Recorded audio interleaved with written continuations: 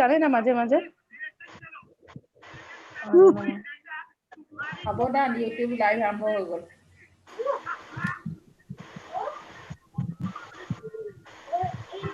এতিয়া যেনে আহিলে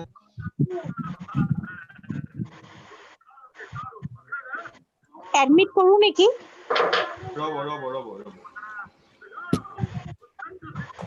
বিকাশ দা শুনিছে না ধুনীয়াকে মই শুনি আছো তহঁতে শুনিছ নাই আমি শুনি আছো সেশন স্টার্ট কৰো এতিয়া ফৰ্মেলি ওকে মই এডমিট কৰি দিওঁ দে মানুহখিনি ওকে ওকে ঠিক আছে হ'ব দিয়ক please admit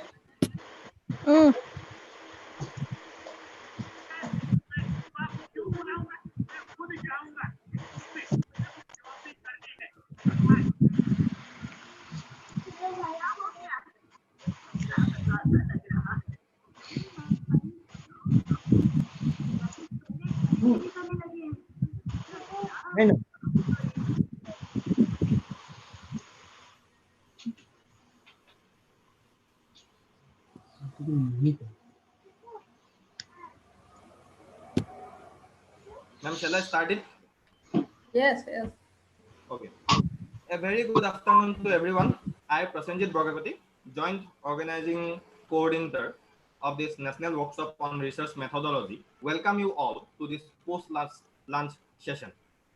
For this session, in order to enlighten us on methodological dilemma in social science research, sampling techniques, and literature review, we have invited a very dynamic and young faculty from social science, namely Dr. Vikas Deka sir, Assistant Professor of Department of Sociology, Dibrugarh University.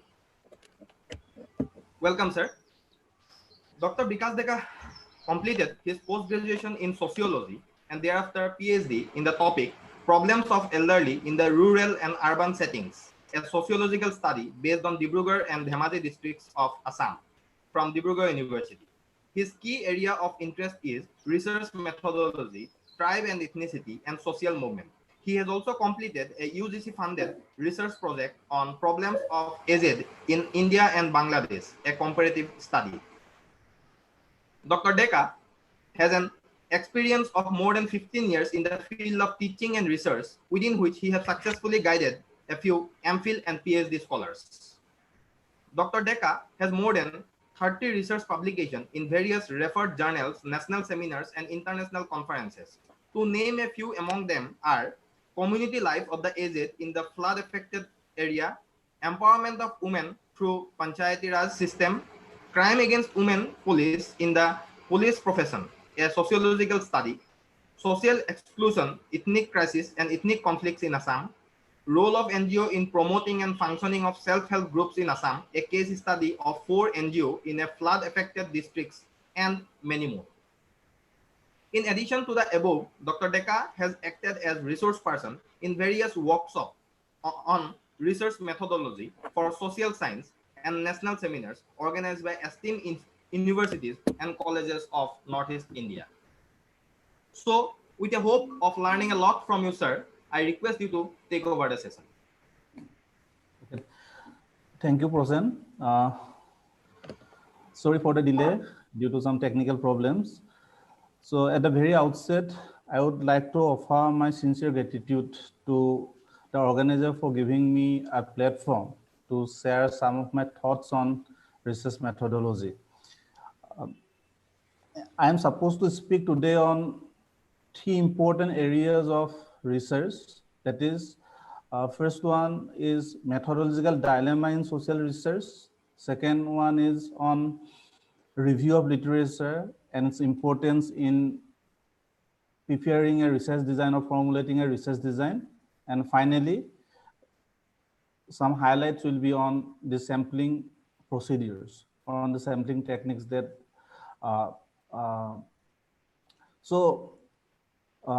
so without wasting time, I would like to start with the first topic, that is methodological dilemma in social science research. So friends, whenever we are going to prepare a synopsis or prepare a design for research work, means we need a blueprint, we need a strategy to do a research. So in preparing that blueprint or in preparing that synopsis or the design, we are always encountered with several questions. We have to give answer of the several questions. Means always we have to give justification, because when we are talking about methodology, it speaks about the procedures of doing research as well as the justification behind applying those procedures. Say, for example, if you want to do a quantitative research, or if you want to do a qualitative research, then whether the subject you have selected has permit it or not. So several questions you have to encounter. What about the logic of inquiry? Means whether you are going to do the research on the basis of that the data, there is a more the direction is from data to theory or from theory to data. Means what about the logic of inquiry, and what about the different perspectives or the models to interpret the social life? Means from which angle or from which perspective you are looking at the problems or you are looking at the issues. So if you are going to do a research from positivist point of view, then your question, your way of looking at the problems, and as a researcher, your rule is something different. And if you want to do the research from functionalist perspective or from, say, interpretivist perspective, then your approach of understanding the problem will be different. And accordingly, if you want to do the research from critical perspective, then also as a researcher, your rule will be different and your way of looking at the problem will be different. So several questions you have to encounter, and you must have your justification at the very beginning when you are going to submit a synopsis or you are going to prepare a blueprint for your research work. So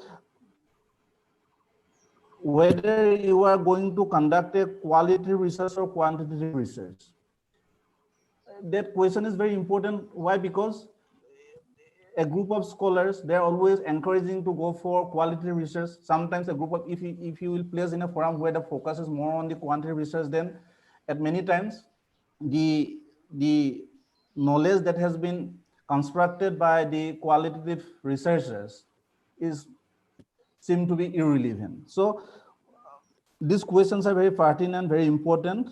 Then the second question is about whether you will go for a mixed methodology approach or you will focus on triangulation. Either you can go for quantitative approaches, you can go for qualitative approaches, you can go for mixed methodology, or you can go for triangulation.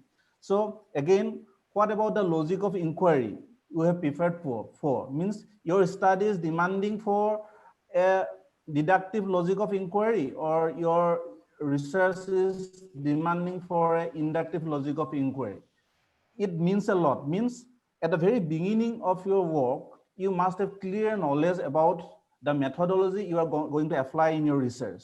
So again, already I talked about the perspectives, from which perspective you are going to do the research. So these are some of the pertinent questions, and as a researcher, you cannot avoid these questions. You must have clear idea about these questions so that you can produce reliable knowledge and information. Therefore, under first heading, that is methodological dilemma, I would like to deal with the answer of these questions. And again, I would like to mention other three basic questions so that you can start thinking and work on that. In our daily life, we frequently tested by others what we know, because from very beginning, from the very childhood to completion of all those master degrees and all, you are always asked what you know, what you know. A lot of questions have been put and you have to go for endless test. But what you know, that question is less important than how do you come to know about that. Means what you know is less important than how do you come to know. Means what are the different sources you have. If you know something, from where you know those things. So the question I want to put here is, how do you know what you know? Means, what are the different sources from where you have accumulated facts, you have accumulated informations. And the next question is, where do you go when you have a question in your mind? If you have a question in your mind, what are the sources you are searching for? Sometimes you are interacting with the people you are gathering information from your from day-to-day life experiences. Then you are at many times you are accumulating facts, information from the bloggers. So different sources you have. Then third question is, to what extent these sources can be trusted? This question is very important in context of research, because in the name of review of literature and all, at many times we are taking knowledge from different sources. But who has produced those knowledge? Because knowledge is something created and constructed. It is produced. A group of scholars may produce it, some elders may produce it, a person, the bloggers can produce it, the journalists can produce it. So several ways of producing, several system of producing knowledge is there. So what extent those sources can be trusted? That is a very important and pertinent question. So the intention behind putting this question is that you cannot rely on all the sources of information, because knowledge has been produced in different ways from different sources. Social research is one such way of producing knowledge. So what is social research? A group of scholars, they have their active engagement in the social life. They have their systematic and empirical engagement, and through that, by applying certain methods and techniques, they have made their endeavor to produce knowledge. So social research is one such way of producing knowledge about the social life. But I think the information and knowledge produced by social scientists can be trusted because it is based on scientific methodology. I believe that, and if you ask me to give a concrete definition of social research, then what I would like to say that social research is one way of generating information about the social world, as well as one way of evaluating the quality of information about the world, that world. You are producing quality information, as well as you are evaluating the existing knowledge and information. And this is the systematic and empirical information of human social life. So in this definition, we have three components, mainly four components rather. Exploration, that we always want to explore something new. So when definitely I will discuss in the literature part, because through review of literature, what you are doing, you are trying to find out the existing gap of knowledge, and from that you are formulating certain research questions and objectives, and you have developed a design to address those questions. Then it should be systematic, because it maintains the principles of science. A good research can be described as a structured, orderly, coherent, and constituent and logical. Empirical, why it is empirical? Because it is evidence-based. And if I asked you, what is evidence? Evidence is the data in the social sciences, actually. Because whenever we are giving some statements, we cannot give sweeping statements in social research. It must be based on the evidences. So means what? It should be supported by the data. So what is data? What is data in social research? So data are defined as what we can sense about the social world, what we can see, hear, smell, touch, and taste. So there is a need of evaluating the social research. Why? Because social research is researchers have their engagement in producing knowledge, and when they have their active engagement in producing knowledge, they are applying certain methods. So to what extent the methods applied by the social researcher is reliable, means to what extent they can produce reliable knowledge. Because, and that's why the training in methodology is very important, and once you have knowledge on those methodologies, only then you can evaluate the works of the others. You can go for review of the others' work.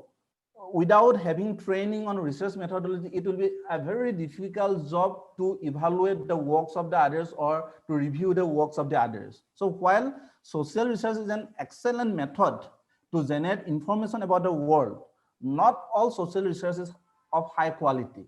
We cannot consider that all social research is of high quality. Rules and standards define the expectations for high quality social research. The results of social research deserve to be seriously considered when and only when research design, implementation, and data analysis all have been done according to the rules and standards that have been given by the different scientific communities.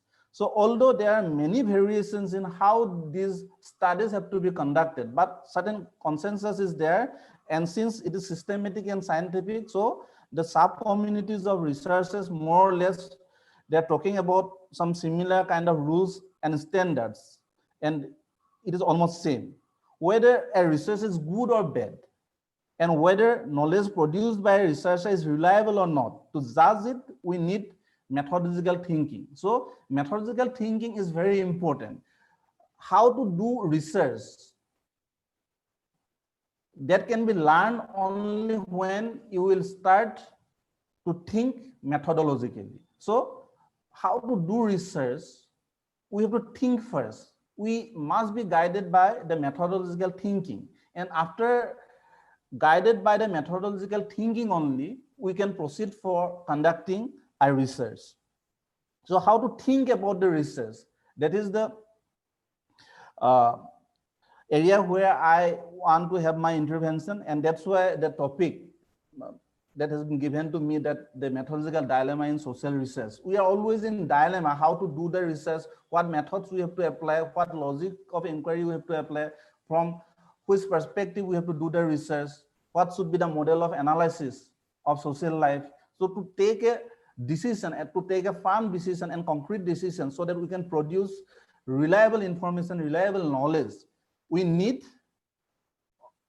the training in methodological thinking. First, we must have a training in methodological thinking, and then only we have to go for the research work. So what is methodological thinking? What is methodological thinking? So basic principles of methodological thinking, it always has certain characteristics. When we are talking about methodological thinking, the first point I want to raise here is think critically. We have to think critically. So what is critical thinking? Critical thinking is thinking about thinking. Means if I want to collect data with the help of interview schedule, then why I'm going to apply interview schedule? Whether it is fit or some other approaches or other methods of collecting data is suitable. So critical thinking is thinking about thinking. Then it is analyzing and evaluating what you think and why you think it.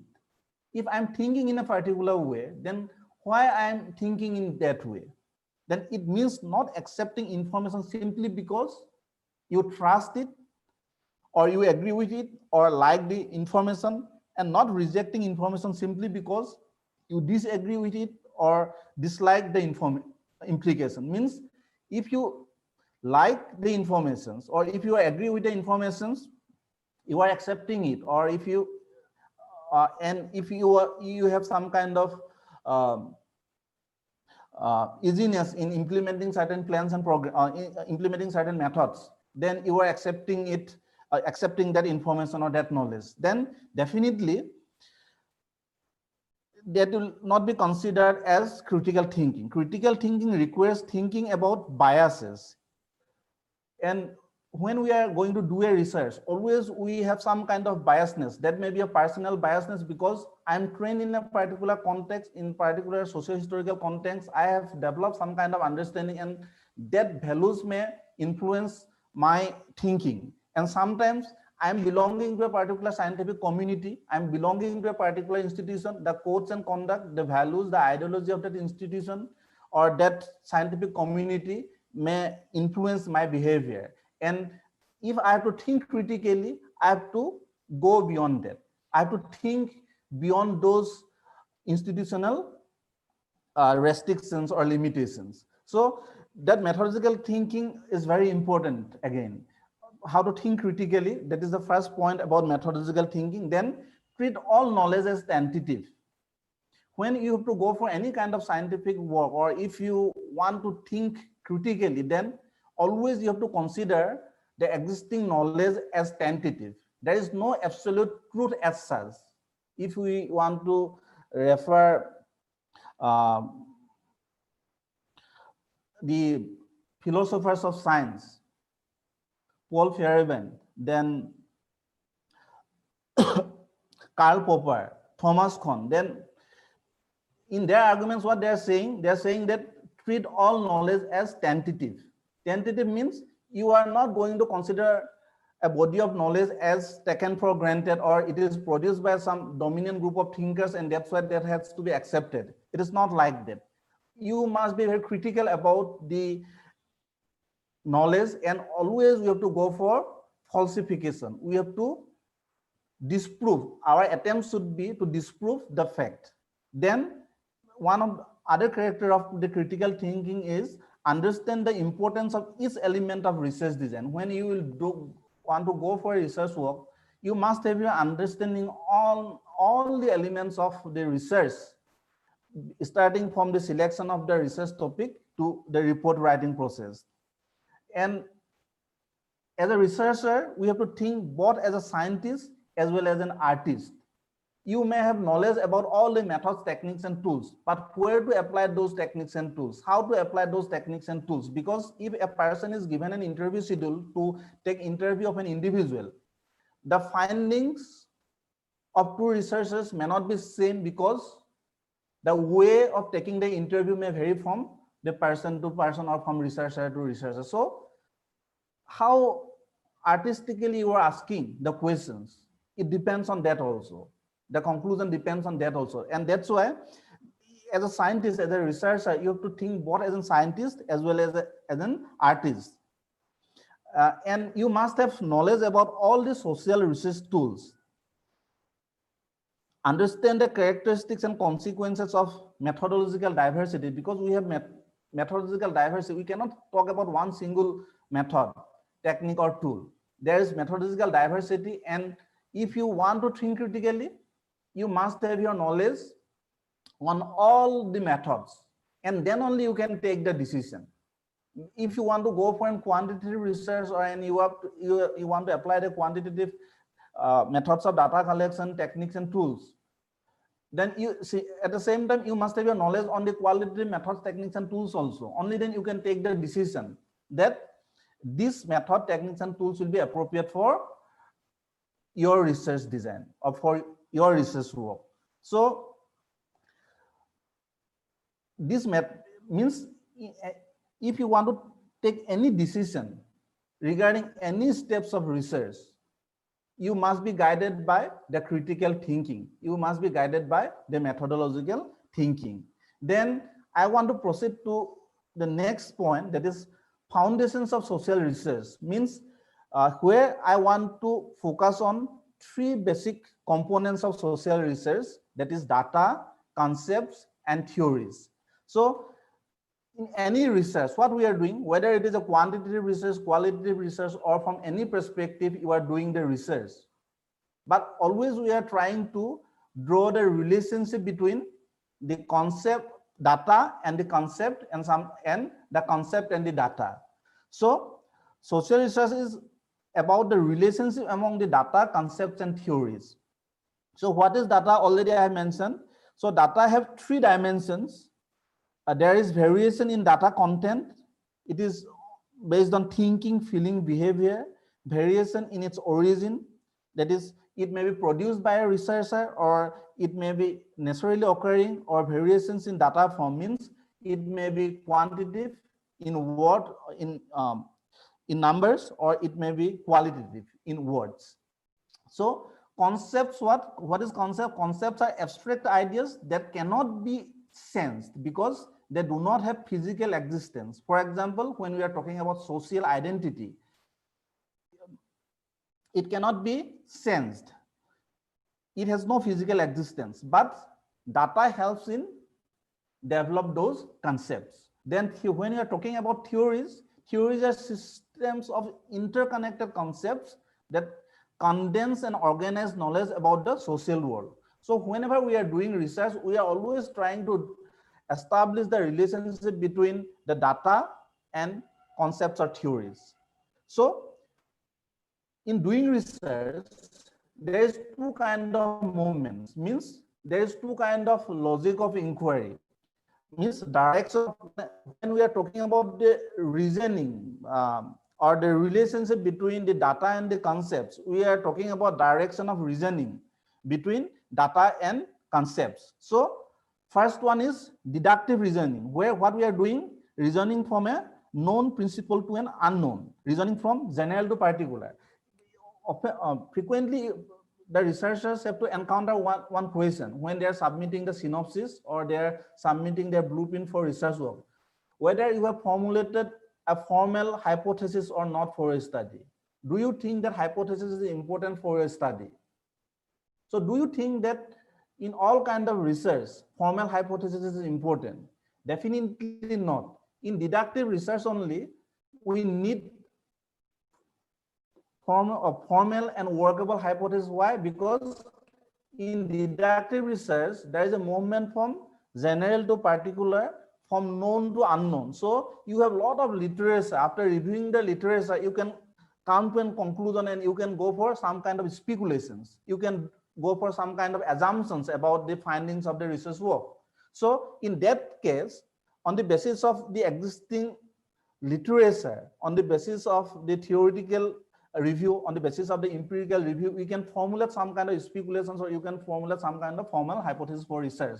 And once you are formulating the hypothesis, your responsibility as a researcher is to test it with the help of the evidences that you have collected from the field. On the basis of the empirical data, you have to test the hypothesis. So this is a movement from known to unknown, because you know about the problem you have selected for. How? Because you are reviewing the literature. That literature helped you to develop a kind of speculations, and your response, and that speculations have paved the way for the researcher in which direction you have to proceed, and accordingly you are testing it on the basis of the empirical evidence. So this is a movement from general to particular. Here, what is the relationship between the data and the theories? Theory comes first, concept comes first, then to test those theories or to test those concepts, what you are doing, you are collecting empirical evidences and you are trying to test it. And you sometimes your data has supported it, or sometimes you may reject the existing theory, or that may pave the way for a new kind of theory.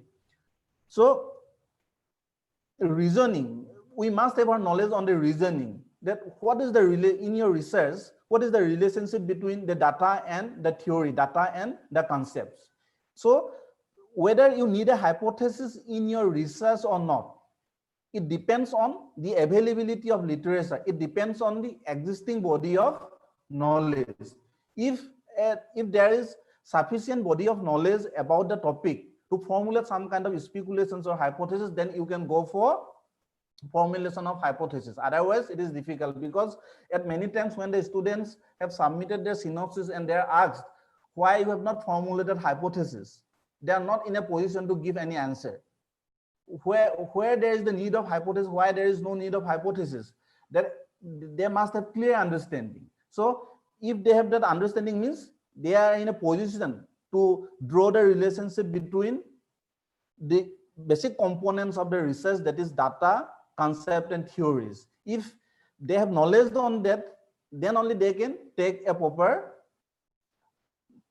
decision, or they can give a proper answer. So there is deductive reasoning, deductive logic, on you can go for deductive research, and most of the social science research is based on the deductive logic or on the deductive reasoning. But when we are talking about the inductive logic or inductive reasoning or drawing a conclusion from particular facts to the individual cases. Sometimes if you want to do a research, or say the research is totally exploratory one, nobody has contributed anything, there is dearth of literature, so scholarly works are not there, then what you will do?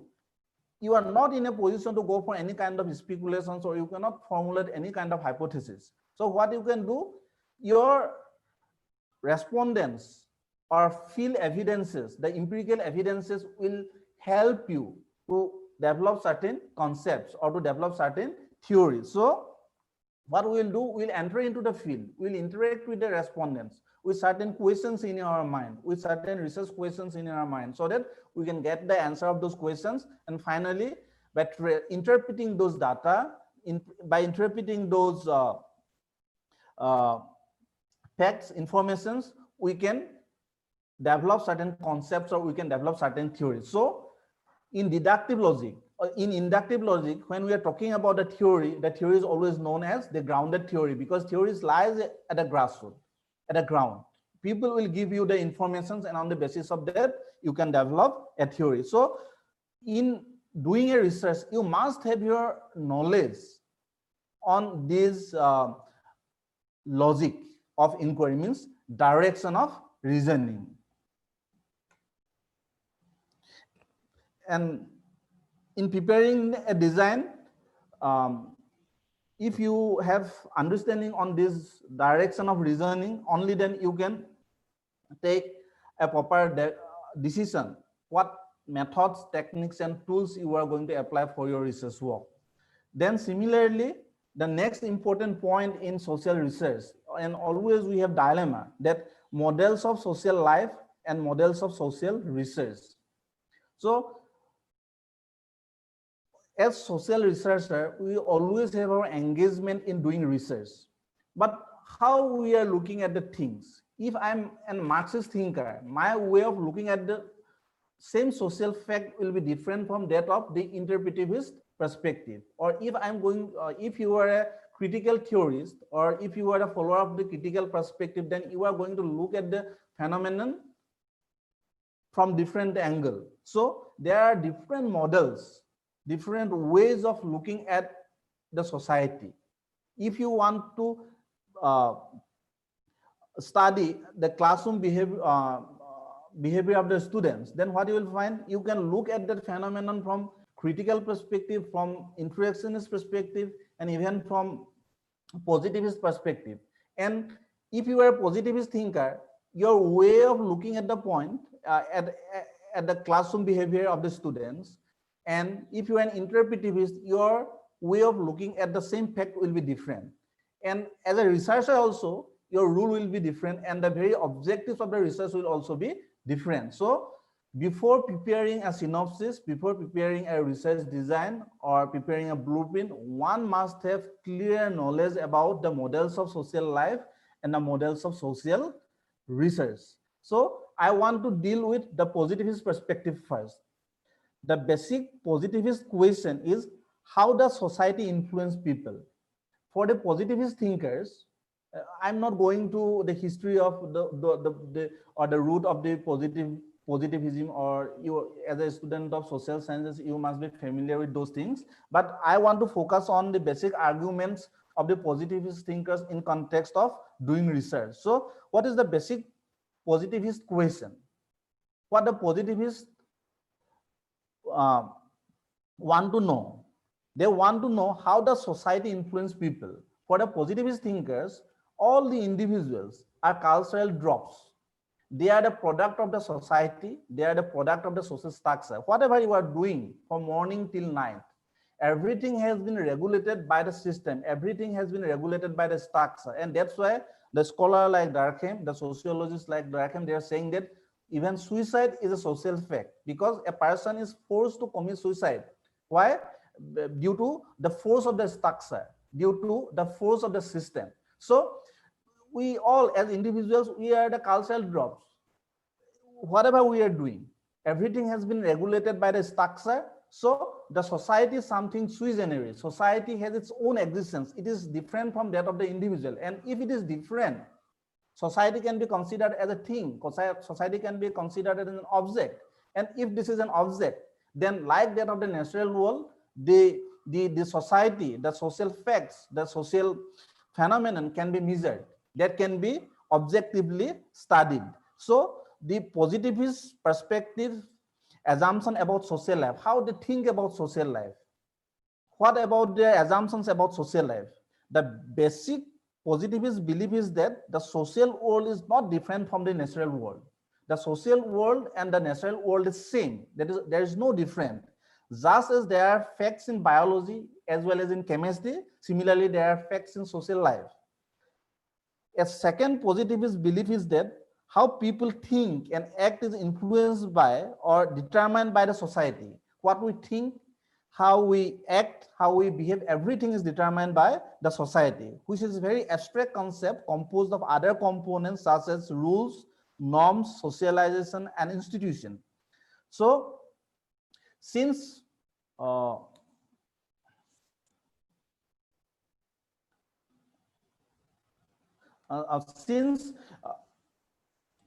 everything has been regulated by the structure of the society, so what should be the role of the researcher in what should be the role of the researcher for the positivist? The positivist, they have their belief that positivist about social researcher. What should be the role of the social researcher then? Social researcher must be value free and objective in their search of knowledge. And what about the positivist standpoint about social research? Since the social world is same with the natural sciences, so some methodology can be adopted. So the same methodology can be adopted. Means what I want to mean here, for the positivist thinkers, the human behavior is controlled by the very structure of the society. It is shaped by the system. It is shaped by the structure. So the society is something different from that of the individual. It has its own existence like that of the other natural objects. So the biologists, the chemists, the physicians, if they can study about the natural objects, if they can measure it, then similarly the social scientist must be in a measure to start, must be in a position to measure the social facts or the social phenomena. And that's why the same methods applied by the natural scientists can be applied in understanding the social phenomena or the social facts. That is what the positivist approach of the social research. And that's why what should be the role of the social researcher here? The role of the social researcher should be objective and value free. They have to maintain objectivity. They have to maintain value neutrality, because when a scientist, a natural scientist is doing research, he's always trying to maintain objectivity. He's always free from all those values, emotions, and sentiments. Similarly, in dealing with any kind of social phenomena, you have to, as a researcher, you have to free yourself from all kind of values and prejudices. So the question of objectivity in research, should we maintain objectivity in research? Is it possible to maintain 100% objectivity in research? Yes, for the positivist thinkers, it is possible. If we can develop sophisticated methodology, techniques, and tools like that of the natural sciences, then it is possible. That is the standpoint of the positivist thinkers. And if you want to look at a social phenomenon, any phenomenon, on crime, on issues of women, or on anything, if you want to do a research on that, then what you have to do, you have to look at the things. If you want to look at the things from the positivist point of view, then you have to follow the principles or the guidelines given by the positivist school of thought. And now I would like to come to the next perspective or next model of social analysis, that is interpretivist perspective. You may be a positivist. It depends on your own choice. You want to be an interpretivist. And if you want to be an interpretivist, the interpretivists have some basic questions again. How do people make sense of the world? How do people make sense of the world? And how do these understandings shape social life? Means for them, the society, whatever is there in the society, or when we are talking about social behavior, everything is based on human interaction. And in human interaction, we are always interacting with each other on the basis of the meanings shared by us. On the basis of shared meanings, we are interacting with each other. We are giving meaning to our actions and interactions. And without those meanings, we cannot go for any kind of interaction. Say, for example, when a guest is there at your home, you will point it out to a chair. Means what he will understand? He will understand that you are requesting him to sit in that particular chair. Means that chair is a symbol, but that particular symbol has its own meanings. Means chair means an object to sit. Who has assigned that meaning to that particular object? The people have assigned meaning to that particular object. When suppose when we are always it is this is the racial issues, when we are talking about the, suppose when a newborn baby, when we are giving comments on those baby, then what people used to say, oh, the baby is looking like his father, he is becoming fair, he or she is becoming fair, she is beautiful. Who said that the the white people is better than the black, or this particular caste is better than that one? The male is, the women are inferior than the female, or the male are inferior than the female. So definitely, so many meanings we have assigned to the social actions and interaction, and on the basis of those interactions, we are interacting with each other in the society. So we are living in a social world where we have created meanings, and on the basis of those meanings, we are interacting with each other in the society.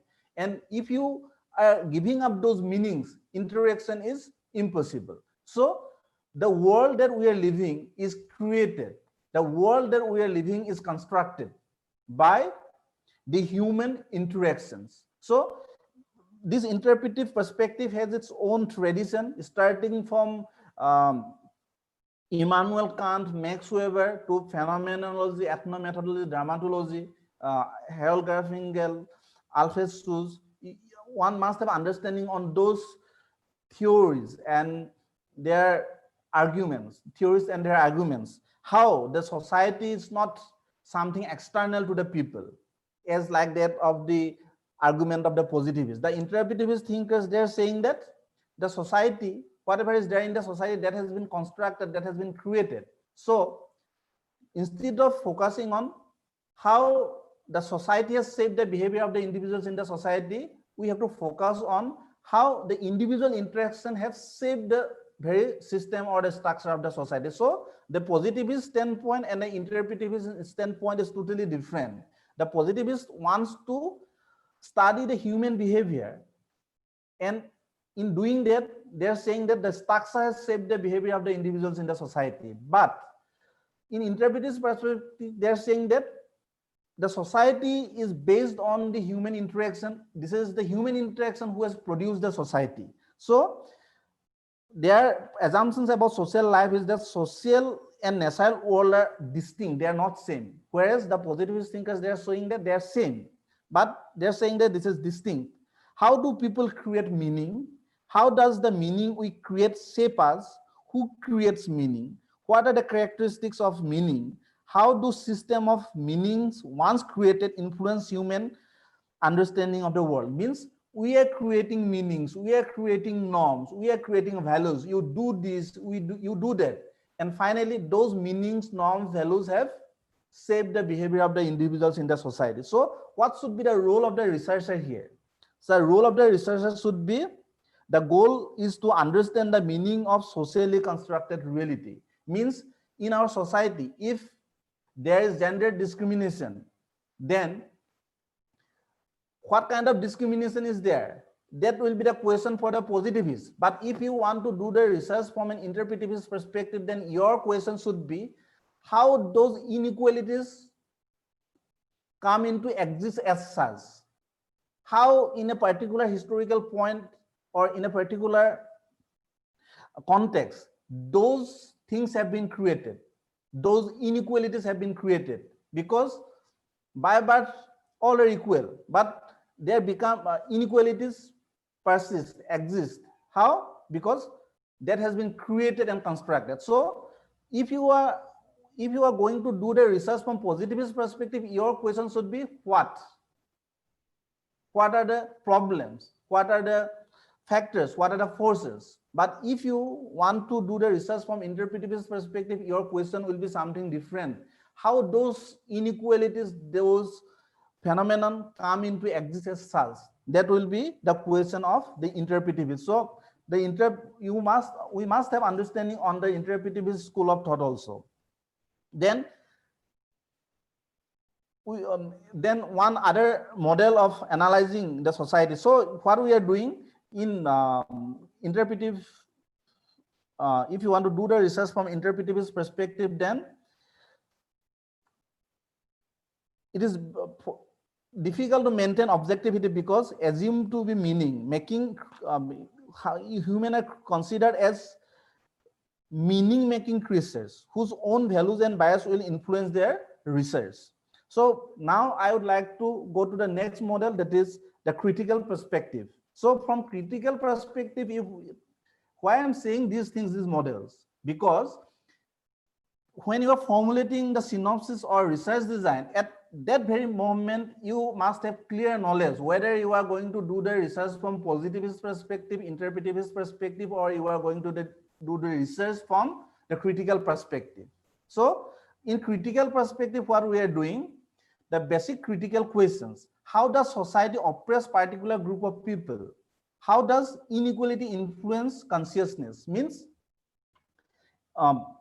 in critical theory, there in certain cases there's similarity with that of the interpretivists and there's similarity with that of the positivist thinkers, but there is a narrow understanding of those points advocated by the positivist and critical interpretivist thinkers. And the basic assumptions about social life of the critical theories is that, like positivists, they believe that human behavior is shaped by social, economic, and cultural conditions of society. For the critical thinkers also, like that of the positivists, because for the positivists, the behavior of the individual is shaped by the very structure of the society, very system of the society.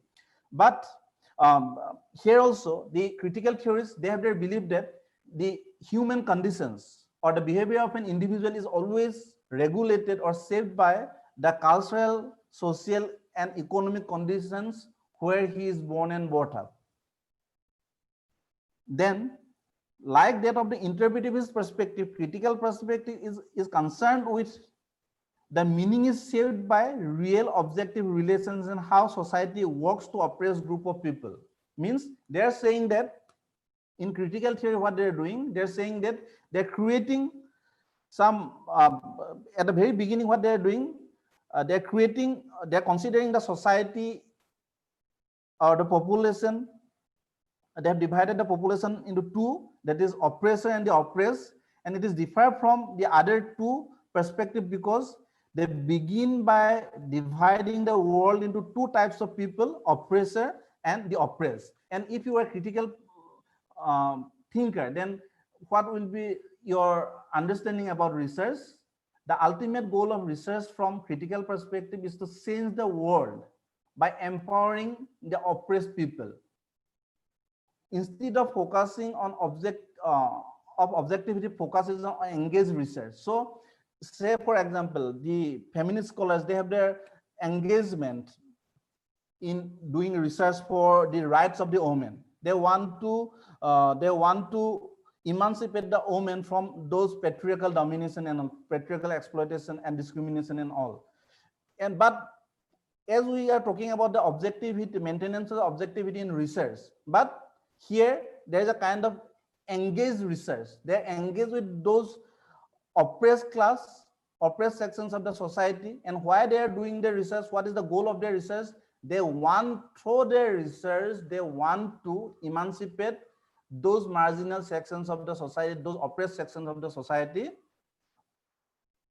from the dominant section. So about social researcher, if you are a critical thinker, and what will be your approach? So about social research, in sharp contrast to the positivist perspective that demand value neutrality from all researchers, researchers working within critical perspective must define themselves as advocates of oppressed people. They are the advocates of the oppressed people. So we must have an understanding on these things also. So quality, then next I want to come to one other debate, important debate in social science research, that is qualitative versus quantitative research. It depends on whether you are going to apply the quantitative research or you are going to apply the qualitative methods. That will depend on the direction of reasoning between data and concept and theories, the underlying model of social research, the purposes of research, and the kind of questions that are important to ask. So in whatever I have discussed here, so I'm talking about the dilemma that you have in research, because when you are going to submit a synopsis, you will always, or you are going to formulate a research design, you have to face some questions, whether you want to go for a qualitative research or you want to go for a quantitative research. That is the first question you have to encounter. Then what is the direction of reasoning, means what logic of inquiry you have applied in your research. That is one question you have to answer. Then from which perspective you are going to do the research. Is it from positivist perspective? Is it from interactionist perspective or interpretivist perspective, or is it from the critical perspective?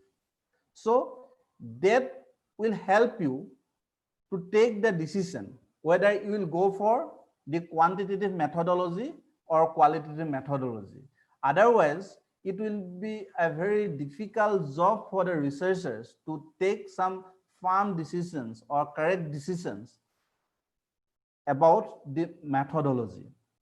Without having critical understanding, critical thinking on these aspects, without having knowledge on the direction of reasoning, means on inductive and deductive reasoning, without having understanding on different models of analyzing social life, without having knowledge on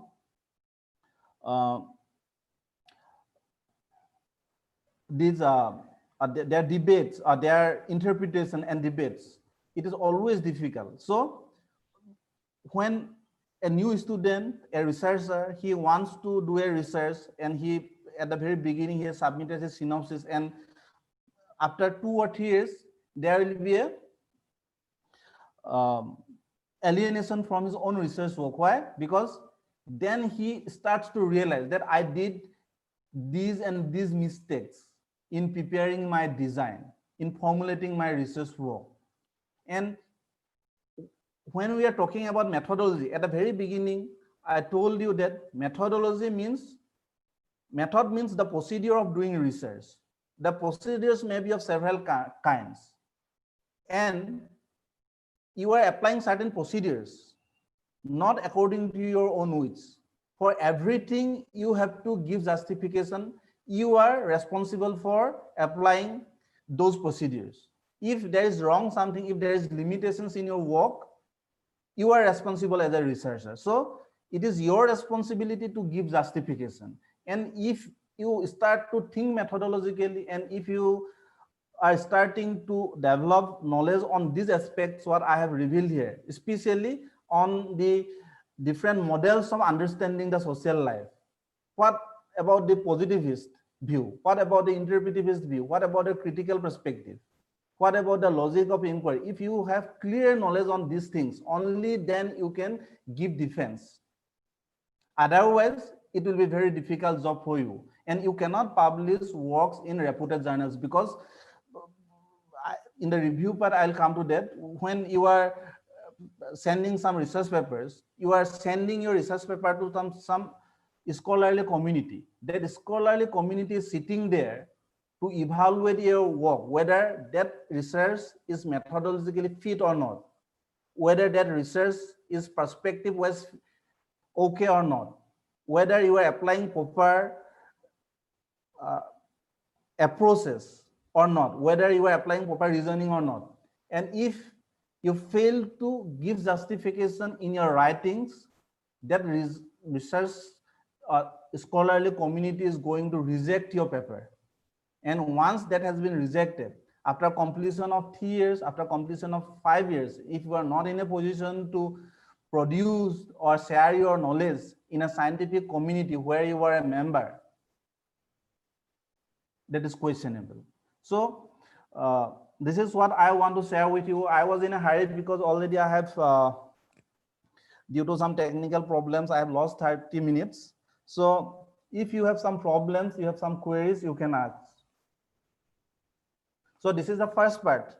Methodological dilemma means we are till that I feel that we are always in dilemma, because when we are going to prepare a design, we are facing these questions, these problems, and years after years we are dealing with these things. But when students are asked, we are giving these things in the classroom situations, but when students are asked what is the logic of inquiry in your work, why you have applied, why you are focusing on quantitative research, not qualitative, why you are not formulating hypothesis. Do you think that you need a hypothesis in your work?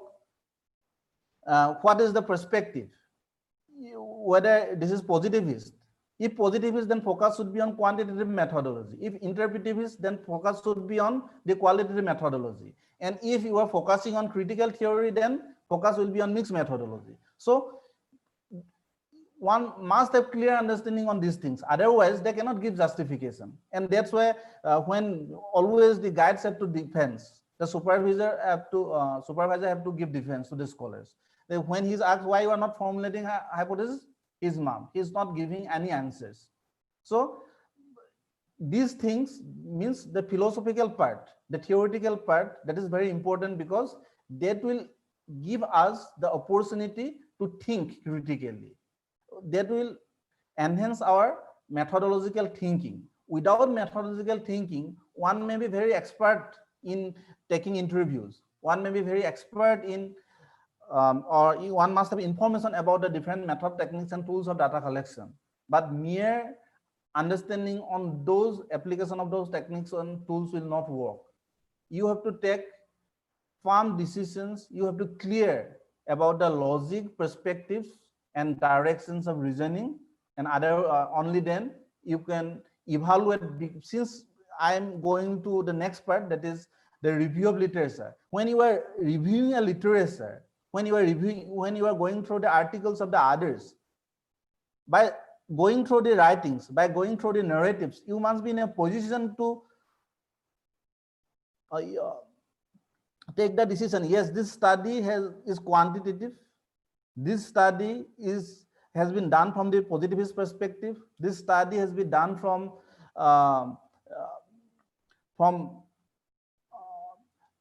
this study. In this study, the logic of this particular logic has been applied. So those decisions you can review the pertinent literature only when you have this background knowledge. And besides this, since regarding the very question of objectivity and all, I want to say one thing, that one must have understanding on the philosophers of science. One must study Thomas Kuhn, one must study Karl Popper, because one must study Immanuel Kant, one must study Max Weber, because they have raised those critical questions. Because otherwise, all the people, they're producing knowledge. Where is the problem? My grandfather, he's producing knowledge from his experiences. The bloggers, they are always writing. You go through the YouTubes, they are always producing knowledge. But we cannot consider those knowledge as scholarly work or scholarly literature. We are considering those knowledge as research or scholarly work, which is based on these principles. So I want to sum up the first point. So if you have any problems, questions, queries, you can ask. Thank you. Thank you, Vikas sir. So participants, if you have any question, you can directly put in the chat box so that I can refer it to our resource person. He can answer. Or if you want, you can raise your hand so that I can unmute you and you can put your question directly to him.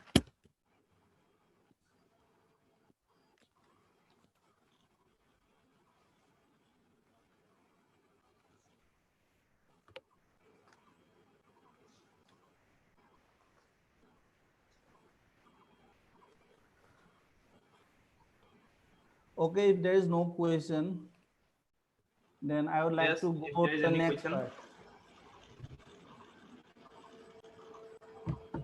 Participants. Otherwise, I'm running with shortages of time.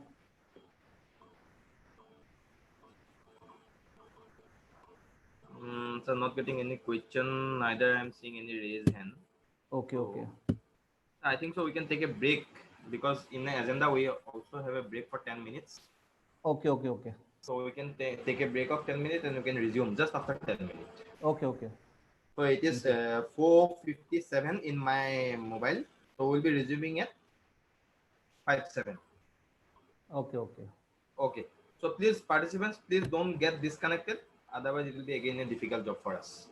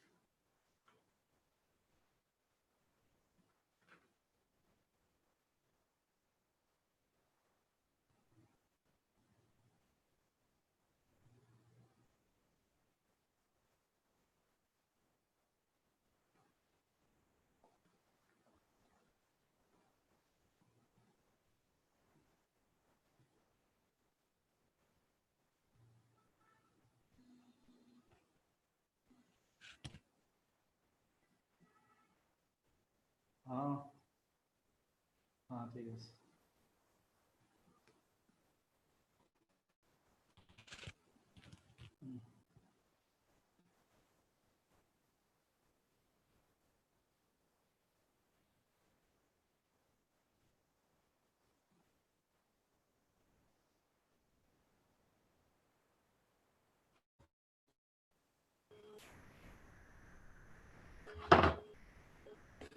Hope so everyone is back.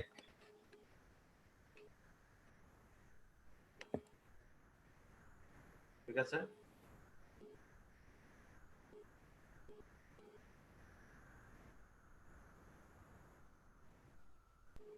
Because sir, we can resume, I think so.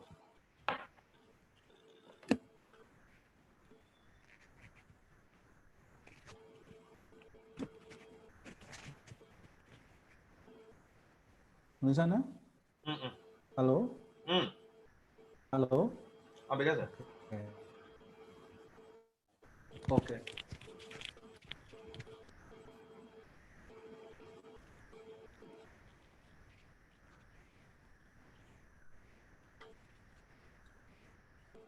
Hello? Because sir. Hello? Yeah, I'm listening Okay. to you. So, I should continue? Yes, sir. You can. Okay. So, the next topic that is given to me for discussion is on review of literature. So, we know that from the very selection of the research topic to the report writing process, the importance of review of literature cannot be ignored by the researchers. Why? Because in how we are going to initiate a research topic, how we are going to select a research topic, definitely first the very interest of the researcher comes. According to one's own interest, one can select the research topic, but at the same time, he has to think about its social utility as well as its relevance. But in doing that, the researcher is always selecting the general area of interest first. And he must have some kind of interest on that area, and then only he can do a research for some years. Otherwise, it will be a very difficult job for a researcher to have continuous focus on an area where he has no interest. So as per one's interest, he is going to select a research topic. So his first task is to select the general area of interest. So when he's selecting the general area of interest, what he is doing, he has to develop certain research questions, he has to develop certain objectives of his work. So in doing that, review of literature will only help him. If he or she will go for in-depth review of the pertinent literature, only then the researcher will be in a position to find out the existing gap of knowledge, and to fill up that gap, he has to develop certain questions, and accordingly he can develop certain objectives of the research, and he can do the research, or he or she can do the research. Otherwise, means with empty box of knowledge, we cannot proceed to do a research work. Already I have told you, if you are going to apply the deductive logic or deductive reasoning, means if you want to move from general to particular, from known to unknown. Known means what?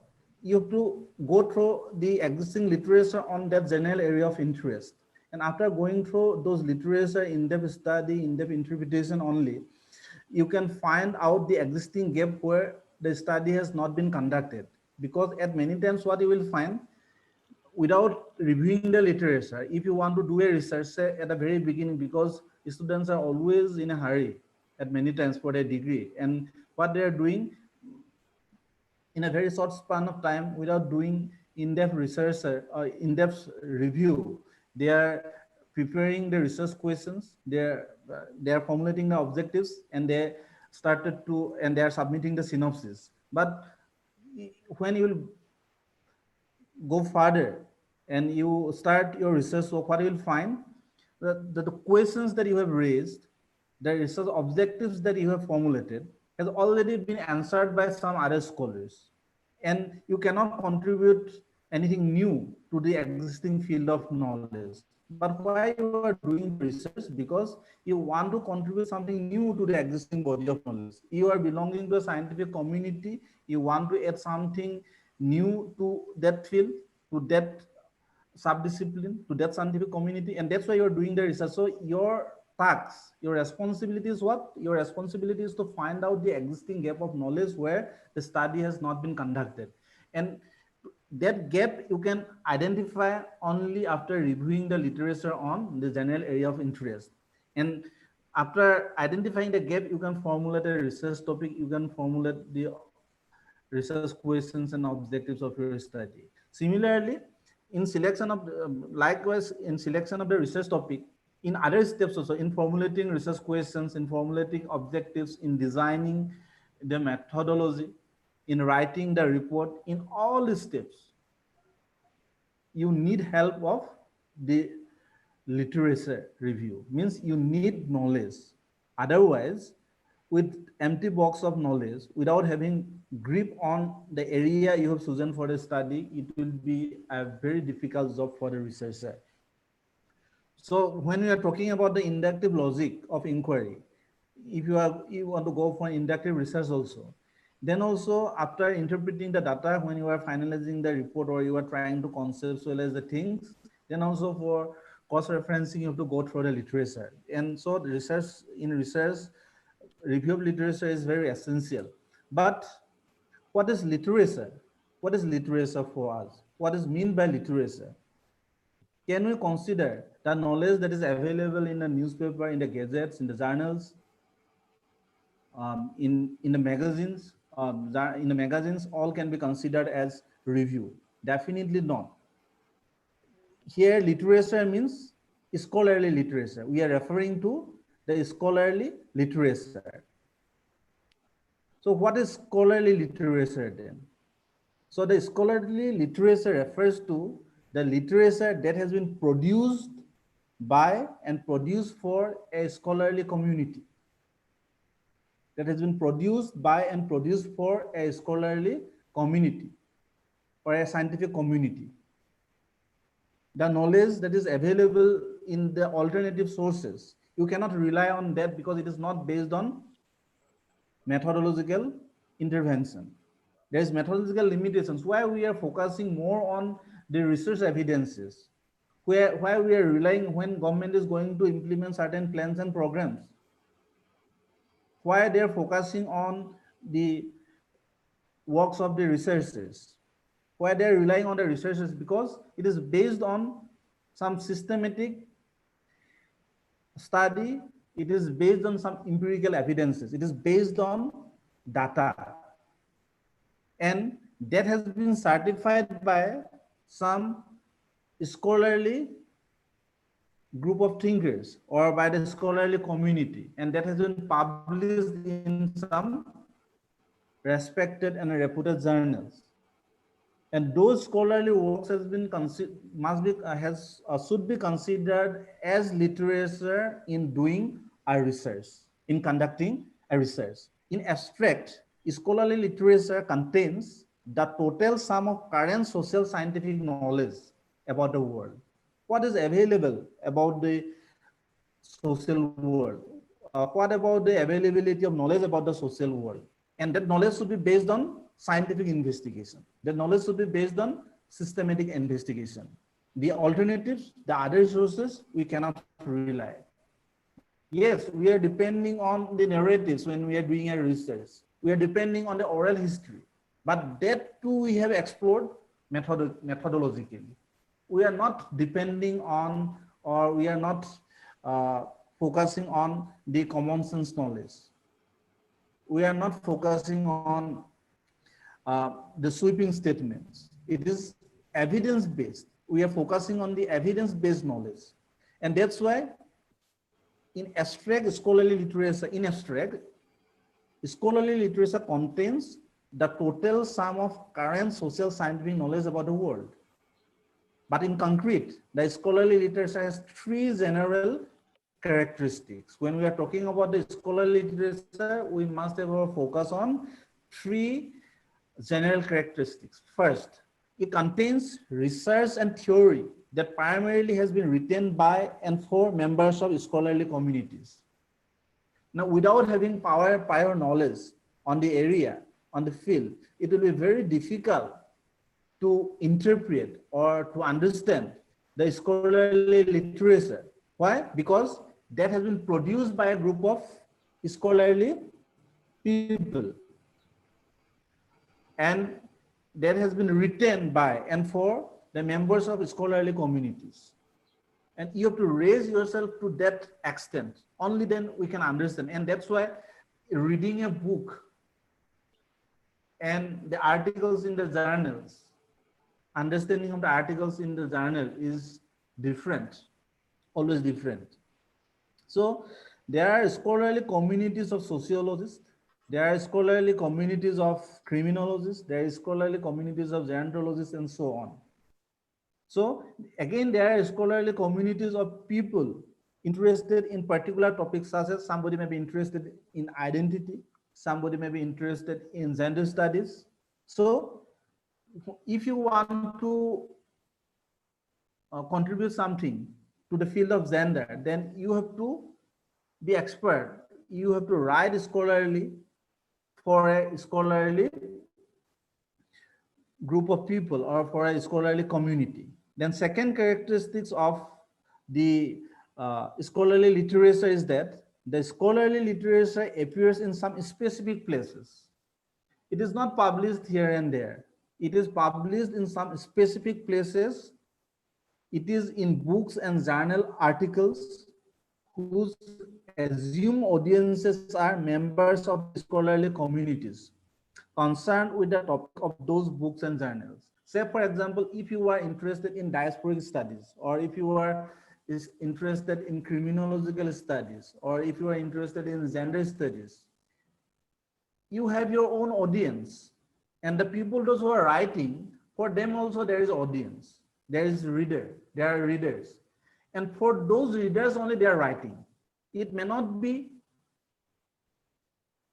understandable for the layman's. To have understanding on those scholarly literature, you have to raise yourself to a minimum standard, because those things are written keeping in view a group of scholarly audience, a group of scholarly readers. And you are also going to write for those scholarly group, because a group of people that are engaged in gender studies. Already debates are going on, arguments are going on. They have answered many questions. So what new things you want to contribute to that field? Or what new things you want to learn from those contributors? So that is one of the important aspects of the scholarly literature. Then third characteristic of the scholarly literature is works in the scholarly literature have often gone through process of scholarly review. Say, for example, when you are going to send your paper in, say, for example, to Scopus or for Francis and Taylor, they are not going to publish your paper on your request. What they will do, you have to go through a systematic review. And who is going to review your work? A scholarly group of people by or a scholarly community, whereby manuscripts submitted for possible publication are evaluated by members of relevant scholarly communities. If you are working on diaspora, you are not going to send your paper to some other journals. You are going to send your article to that particular field, to that area, and they are going to evaluate. That community is going to evaluate, and they will give you the certificate whether your research contribution is fit for that scholarly community or it is accepted by that community or not. So the respected members of particular scholarly communities control what will and what will not become a part of the scholarly literature. What will become a part of the scholarly literature and what will not become a part of the scholarly literature, the decision is going to be taken by those scholarly communities, those scholarly communities. So this description, what is in the literature, simultaneously defines what is not. Means when we are talking about review of literature here, in research, you are not going to focus on the other alternatives. Means review of literature means you are not going to focus on, you must have a focus on those scholarly sources. From those scholarly sources, you have to review. You have to track the papers and you have to review. Otherwise, that will not work, or you your objectives or the very purpose of reviewing that literature will not fulfill. So what is, from whatever I have discussed till now regarding review of literature, what we can exclude from the review of literature in when we are doing research? Work appearing in the mass media, outlets of all types. It may be magazines, newspaper, broadcast. You can, many students, they are placing those things in the review part. They have gone through some articles in the newspaper and they're reviewing it and they're considering it as scholarly literature. No, you cannot consider that literature. That may be excellent one, but it is not based on some scientific methodology and it is not certified by the scholarly communities. So you cannot put those as review in your study. Then on the internet sites sponsored by individual or corporates, political or social activist organizations, you have to exclude from your review part those things. Most certainly, some of the research reported in these places might be excellent. It may be excellent one, excellent piece of work, yet it does not count as literature because the content of these places are not controlled by communities of scholars. Means in the name of review, if you are depending on those resources, on those sources, on the newspaper, on the social sites, or even in Wikipedia, Wikipedia is not a part of scholarly literature today at this time. Uh, so you cannot rely on those sources because it is not certified by a scholarly community. Say, for example, if you want to do a research on, say, diaspora or on migration, then it is better to review the literature that has been published in the reputed journals of that particular field. So many reputed journals are there, published from different sources. It may be from Oxford, Routledge, so many publications we have.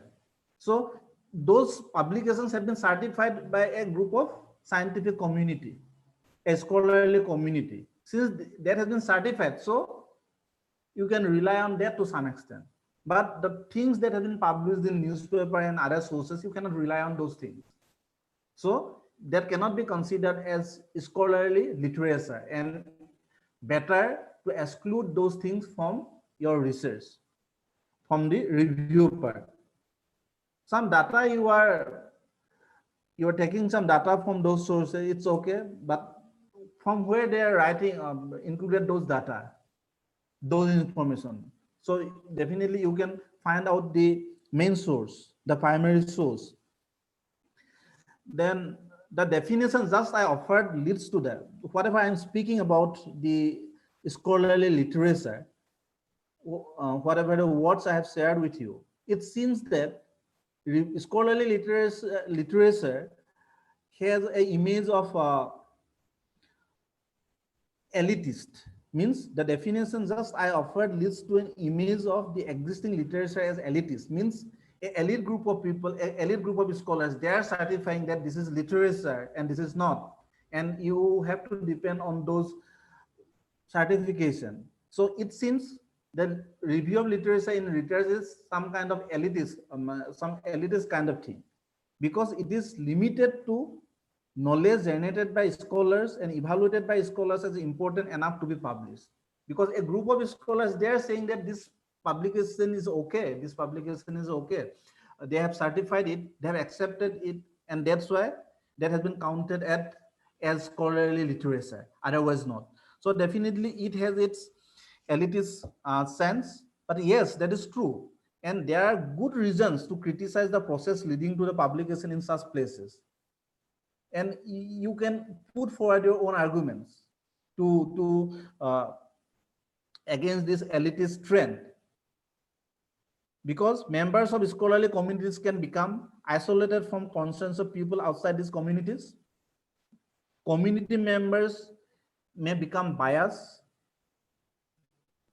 They are looking at the things from a particular angle.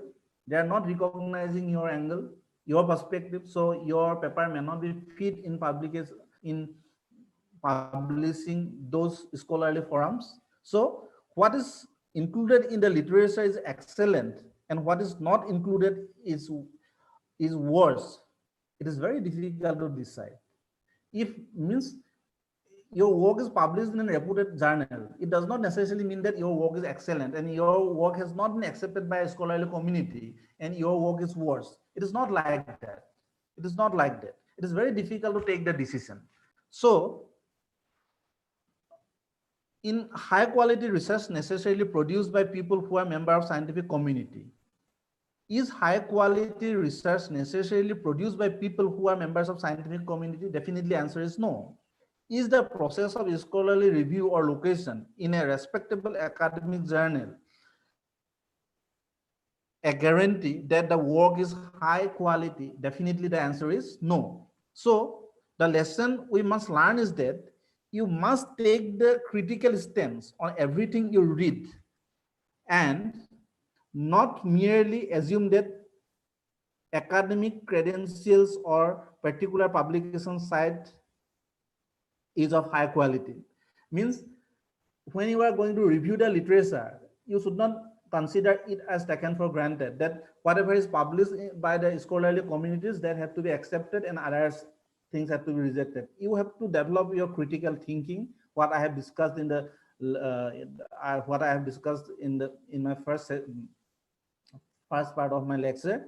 So you have to develop your critical thinking, and by using those critical thinking, you have to take the decision. It is on your part as a researcher that what literature is relevant for you, what literature is important, and if you are not understanding the content of a literature, sometimes you may not be competent enough to understand those things, because understanding of that literature needs some kind of prior training, prior knowledge. So you have to equip with those things. So if the literature does not necessarily contain the truth, if publication in a respectable journal is not a guarantee of truthfulness, then what good is it?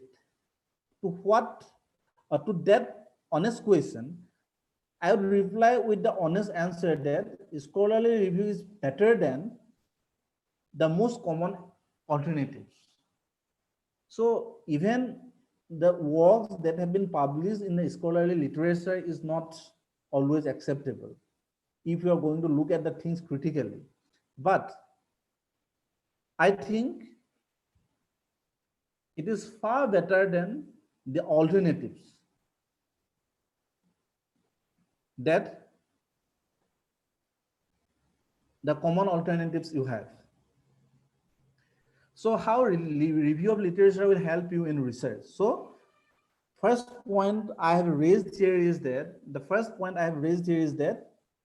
when you are going to review literature in your research, or when you have to go for review of literature, instead of focusing on the alternative sources or common alternatives, you have to study, or you have to study, or you have to review the scholarly literature. And I think you have developed your understanding what I mean by the scholarly literature. Then how literature will help you? Existing knowledge as a tool for research design. Existing knowledge as a tool for research design. Review of literature will help you to develop your research design.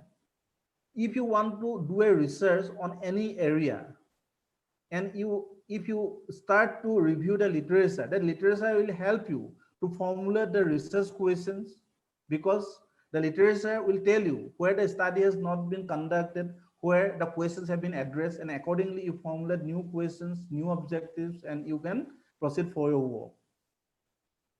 Review of literature will help you to develop the methods. What methods, techniques, and tools you are going to apply for your research work. How you are going to develop the tools for data collection. You will be trained. If you have proper understanding on the existing literature in that particular field, that will help you. For example, if you are going to do a research on aging, and if you are going to do a research on the criminals, those who are living in jail, the field is totally different. So you need different kind of training, but who will give you that training? You have to go for a review of that particular field. If you are interested in criminological studies, you do review on that particular field, in-depth review, scholarly literature you review, and that will train you what should be the methodology in criminological studies, what should be the methodology in gerontological studies. So review of literature or existing knowledge as a tool for research design will help you, and previous studies defines the foundation for new studies. As I have already told you, that the previous studies, how that will help you? That will help you to develop research questions. It will help you to define the foundation of the new studies, because you are going to address some new questions, and that new questions you can develop only on the basis of the review. So previous studies define the foundation for new studies. Then previous studies defines what new research is needed. Because if you review the literature, that will give you the trend and direction. And on the basis of that, you can take the decision that what kind of research is needed in the present situations or in the present circumstances. And you can take that decision only when you have in-depth review in that particular field you have chosen. Similarly, previous studies offer guidelines for research design. You can prepare a good research design only when you have done intensive review of literature in your field. So defining boundaries for logic of inquiry, models of social life, everything will come here, and you can prepare that design only when you are reviewing the literature, and what logic one has applied, what models one has applied, what methodology one has applied. Going through the literature, you will get some kind of understanding. You can develop some kind of understanding, and that will help you in formulating your own research design. And review of literature means you have to go for review of the relevant literature, and what is relevant and what is not relevant. The researcher has to take the decision, and he has to define the boundaries for inclusion of the topic. It will depend on the context of the study. Again, the researcher has to define the boundaries of abstractions. Then one other aspect of the review part is that you have to thinking about the review tasks. Where to look, where to search the literature. We have different sources. We have different sources. You can go for academic search primer. You can go for criminal justice periodicals. You can go for Web of Science. Means when you are selecting the topic, what are the probable sources of review for scholarly literature? You must have knowledge on that. Then how to read the literature. If you are going through an article, scholarly article, then how to read it. As I have already told you, you may not have understanding on a particular topic because you need some kind of foundation for the understanding of that article. So first you have to develop those knowledge. And that's why in literature, several citations have been given, because in a very small space, the things has to be placed in a journal, because there is word limitation from 7,000 to 8,000 or sometimes to 9,000. So when reading a book and reading an article is different always.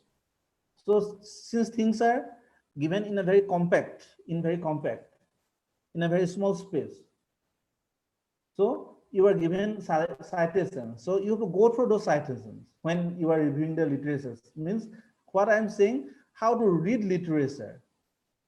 For that also you need training. You have to go for training in reviewing the literature. Otherwise, mere studying the literature will not work, because you may not be in a position to understand everything due to the lack of the necessary foundation for understanding those scholarly literature. Then what to read? If you are reviewing a literature, what to study, what to read? You have to study, you have to review both the theoretical as well as the empirical findings in a paper, and what methods they have applied, what questions they have formulated. So one has to read the range of theories and the range of empirical findings. Once you have your understanding on the range of theories and the range of empirical findings, that will help you to conceptualize and operationalize your own work, as well as when you have to go for cross-referencing, that empirical findings will help you to come to a conclusion or to give your defense when you are giving certain conclusion on the basis of the evidences you have collected from the field. So the context and forms of literature review. So what should the context should be should proceed from topic to topic, means how to review the literature. As I have already told you how to read the literature, I told you what to read and how to write it. So writing of the literature is very important, because at many times when we have gone evaluating the thesis, instead of review of literature, what we find, it is just a noted bibliography. Noted bibliography means in the author has written these and these things in this book, then again the next author he has written these and these things in the book, then the next author, likewise they are writing. This is not review of literature, this is the noted bibliography when you are searching the libraries. So in review of literature, what you have to do, you can go for thematic presentation. Thematic presentation means, say for example, if you want to do, if you are interested to do a research on the agrarian structure, or if you are doing the research on agrarian structure, then regarding agrarian structure, you may have a lot of literature, you may find a lot of literature, you may have a lot of scholarly literature produced by different scholarly communities. So what you can do, you go through the literature, you study, then you try to identify some of the themes. Say in some of the literature, you may get gender and agrarian structure. In some cases, you may find the agricultural labor and agrarian structure. In certain cases, you may find caste and agrarian structure. So accordingly, you try to identify the themes that you have identified in the existing literature and try to write theme wise. Means you have to present the review thematically. Means if you are given 20 articles or 30 articles or 50 articles, you are not going to write the gist of the articles one by one. What you will do, you have to study, you have to go through the literature. Then whatever the understanding you have to present it systematically, theme wise, and you have to proceed one after another. So the context should proceed from topic to topic. The content should include what is necessary for readers to understand the content of the research. Say for example, when you are, say, in one particular literature, you came to know about the methodology the researcher has adopted for doing the research. So you are not going to write about that methodology in your review part, because it may not have any sense for the readers. Somehow that may help in developing your research methodology. You have to write in some other part, but here you are not going to highlight those things. The content should include what is necessary for readers to understand the context of research. Then the content is characterized by good writings, means what I'm sharing with you, that when you are going to write the literature, you are not writing about each and every authors one by one. You identify the themes, then you can go for thematic presentation, and you have to maintain the flow. You have to maintain the flow. Systematically, you have to write. If you are given 10, 20 articles, and you are asked to write, if you are asked to write an essay on that, or if you are given the responsibility to take a class on that, how you are going to take the class? Definitely, you are going to present the things in a very systematic way.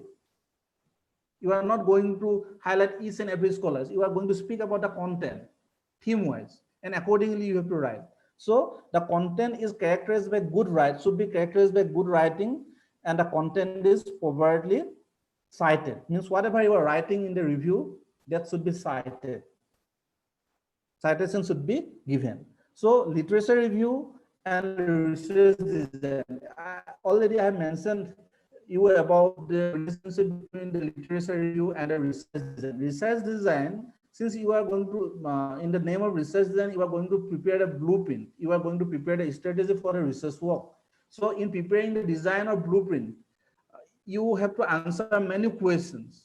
How you are going to select the research topic, how you are formulating the research questions, whether your questions are significant or not, relevant or not, whether you are going to fulfill the existing gap of knowledge or not, what methodology you are going to apply, whether it is quantitative or qualitative, if quantitative, why, whether that is fit for your study or not, what logic you are going to apply, whether it is inductive, deductive. All decisions you can take smoothly only when you are doing the review of literature. So review of literature, without review, you cannot formulate a research design. And that's why in the good universities, the students are given the responsibility to review, to go for review of the scholarly literature. Already I have told you what is scholarly literature. Scholarly literature for almost 2 years. And they must come to a conclusion. But in our situation, the thing is something different. Everybody is in a hurry to go for registration and all, and that's why what they are doing for 6 months, for 7 months, they are doing review of literature, and that too is not representing the scholarly literature. It is something published in some other alternatives here and there, and without having in-depth review, just we are placing the noted bibliography and we are writing it. So literature review and research design, there is a relationship. Without review, we cannot prepare the design. And then examples of, and now I would like to cite some examples of social research article database, because if you want to do review, you need some database. So from, you have different sources, and from what are the sources you can rely on. So today you have academic search, primer, criminal justice periodicals, Web of Science, social sciences, full text, Scopus, so many sources you have. And you, because those journals have been certified by the scientific communities, and you can depend on those. I'm not saying that this is reliable, everything is reliable, but it will depend on your critical thinking again. So with this, I come to the conclusion of this one, review part. Then I would like to go to the next part, that is on types, that is on sampling. So what is sampling? So sampling, it is procedure. What is sampling? Sampling refers to the procedure of selecting representative unit from the population. What is sampling? Sampling refers to the procedure of selecting representative unit or samples from the population. So what is population here? So population in daily life, the term population most often is used to talk about people who live in particular places such as cities, states, or nations, villages. As used in research methods, the term population include these and far more. Population can refer to college students, types of people, types of places, types of behavior, types of things. It may refer to time. So in research, what we are doing, when we are doing a research, the population, you cannot cover the entire population. So because for a single researcher or even for a group of researchers, it is very difficult to cover the huge population. For example, say if you want to do a research on the agricultural laborers in Assam, then what you will find difficulties. Agricultural laborers in Assam, then who will be the population for you? All the agricultural laborers living in Assam.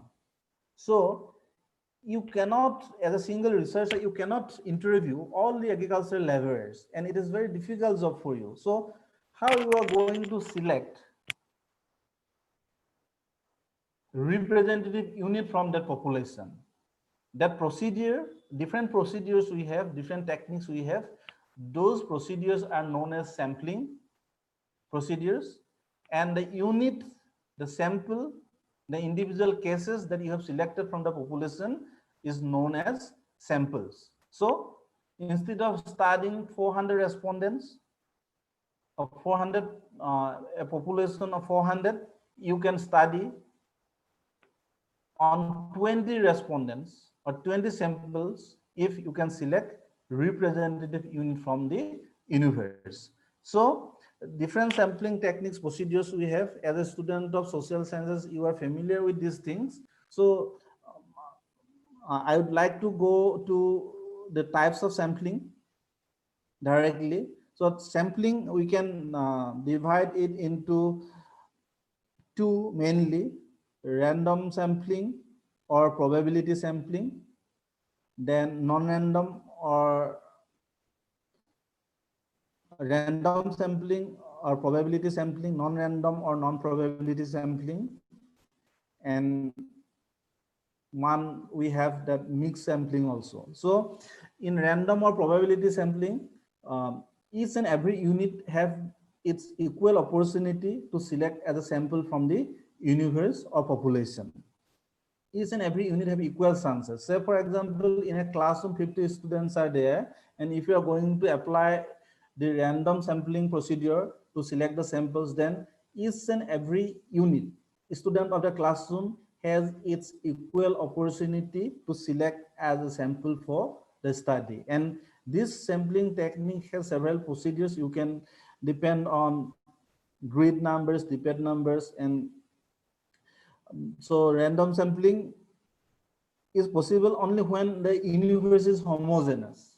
But if the universe is not homogeneous, you cannot rely on the random sampling. Say for example, in the classroom, say you need some representative unit from a classroom where 50 students are there.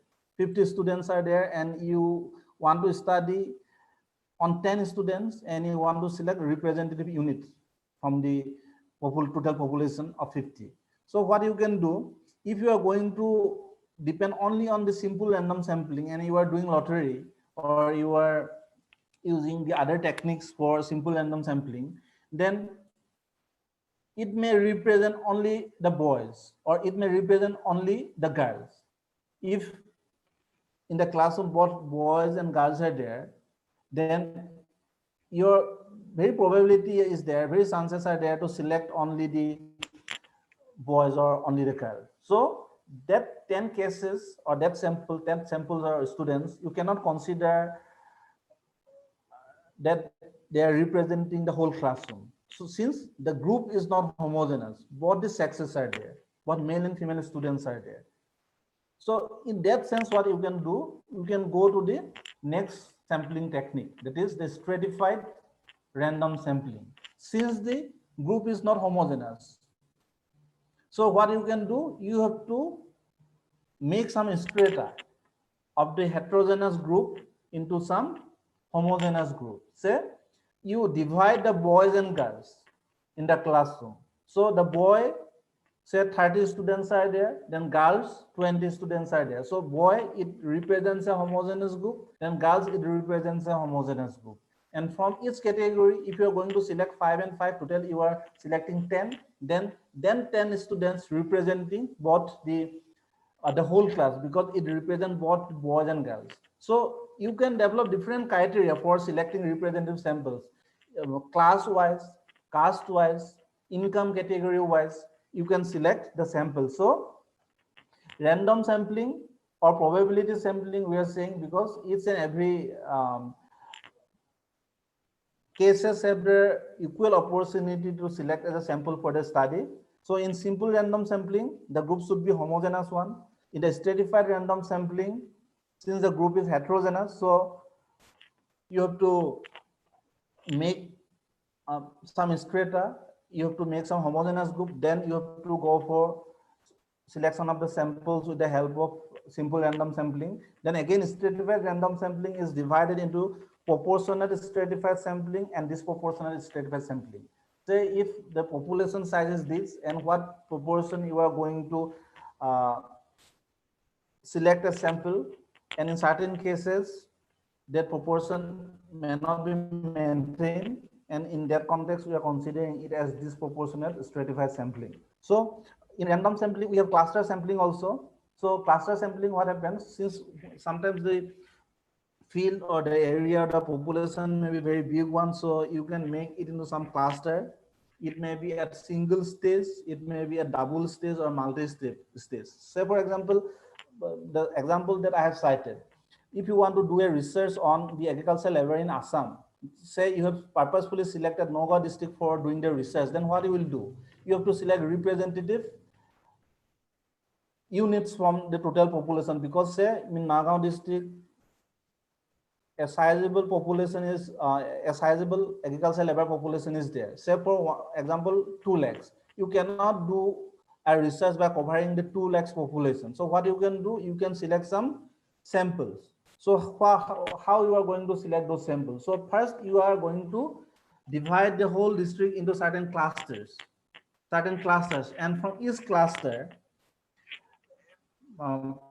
you can select some of the areas and save some you have divided the whole population into some subdivisions. You are considering it as cluster, and from each subdivision what you are doing, you are selecting some compound sets, and then from that compound sets you are selecting some, with the help of random sampling you are selecting some 2 or 3 compound sets, and accordingly from each and every from each compound set, again you can select 10 villages, and the population, those who are living in those 10 villages, they can be considered as samples for the study. So in here what you are doing, from you are dividing the whole population into 2 clusters, and from each cluster you are going to the panchayat level, then a Zilla Parishad level, then panchayat level, then Gram Panchayat, and from each Gram Panchayat you are selecting the villages, and the agricultural labor, those who are living in those villages, you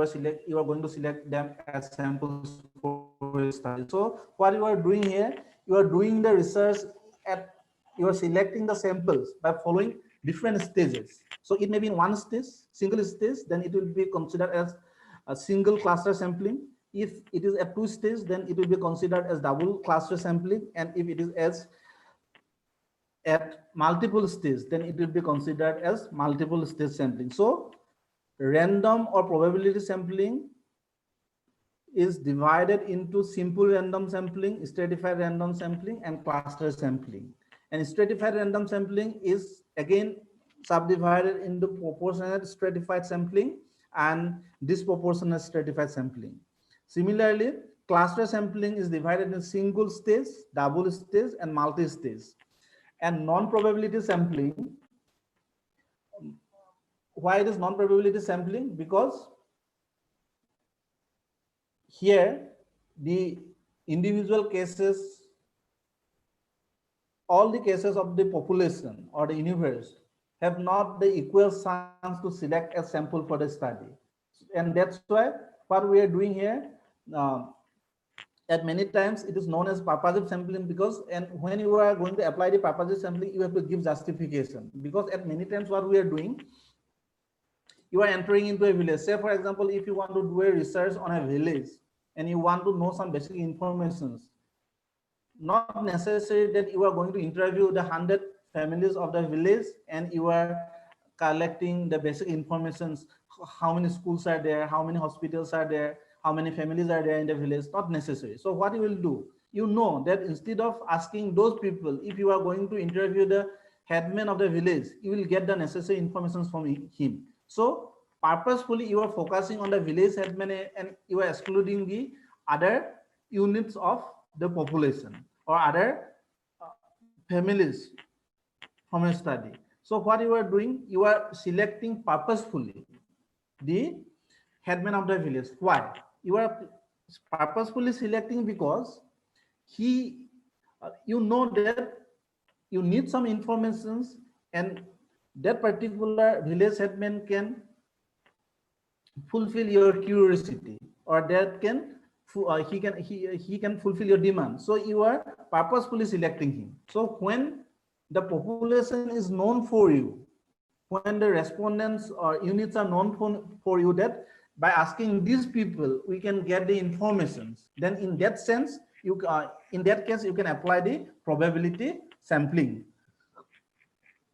or non-probability sampling or non-random sampling, because here each and every unit have not the equal chance to select a sample, and that's why it is considered as non-random or non-probability sampling. So it is again subdivided into quota sampling, judgmental sampling, accidental sampling, and snowball sampling.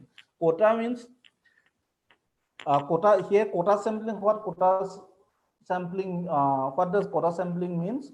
Quota sampling means you are say when you are preparing the design, when you are developing the sampling design, you are taking the decision that keeping in view the very objectives and research questions of your of your study, you are going to study interview 25 respondents. You are going to study 25 male respondents, you are going to study 25 female respondents. So what you are doing, you are not going to select it randomly.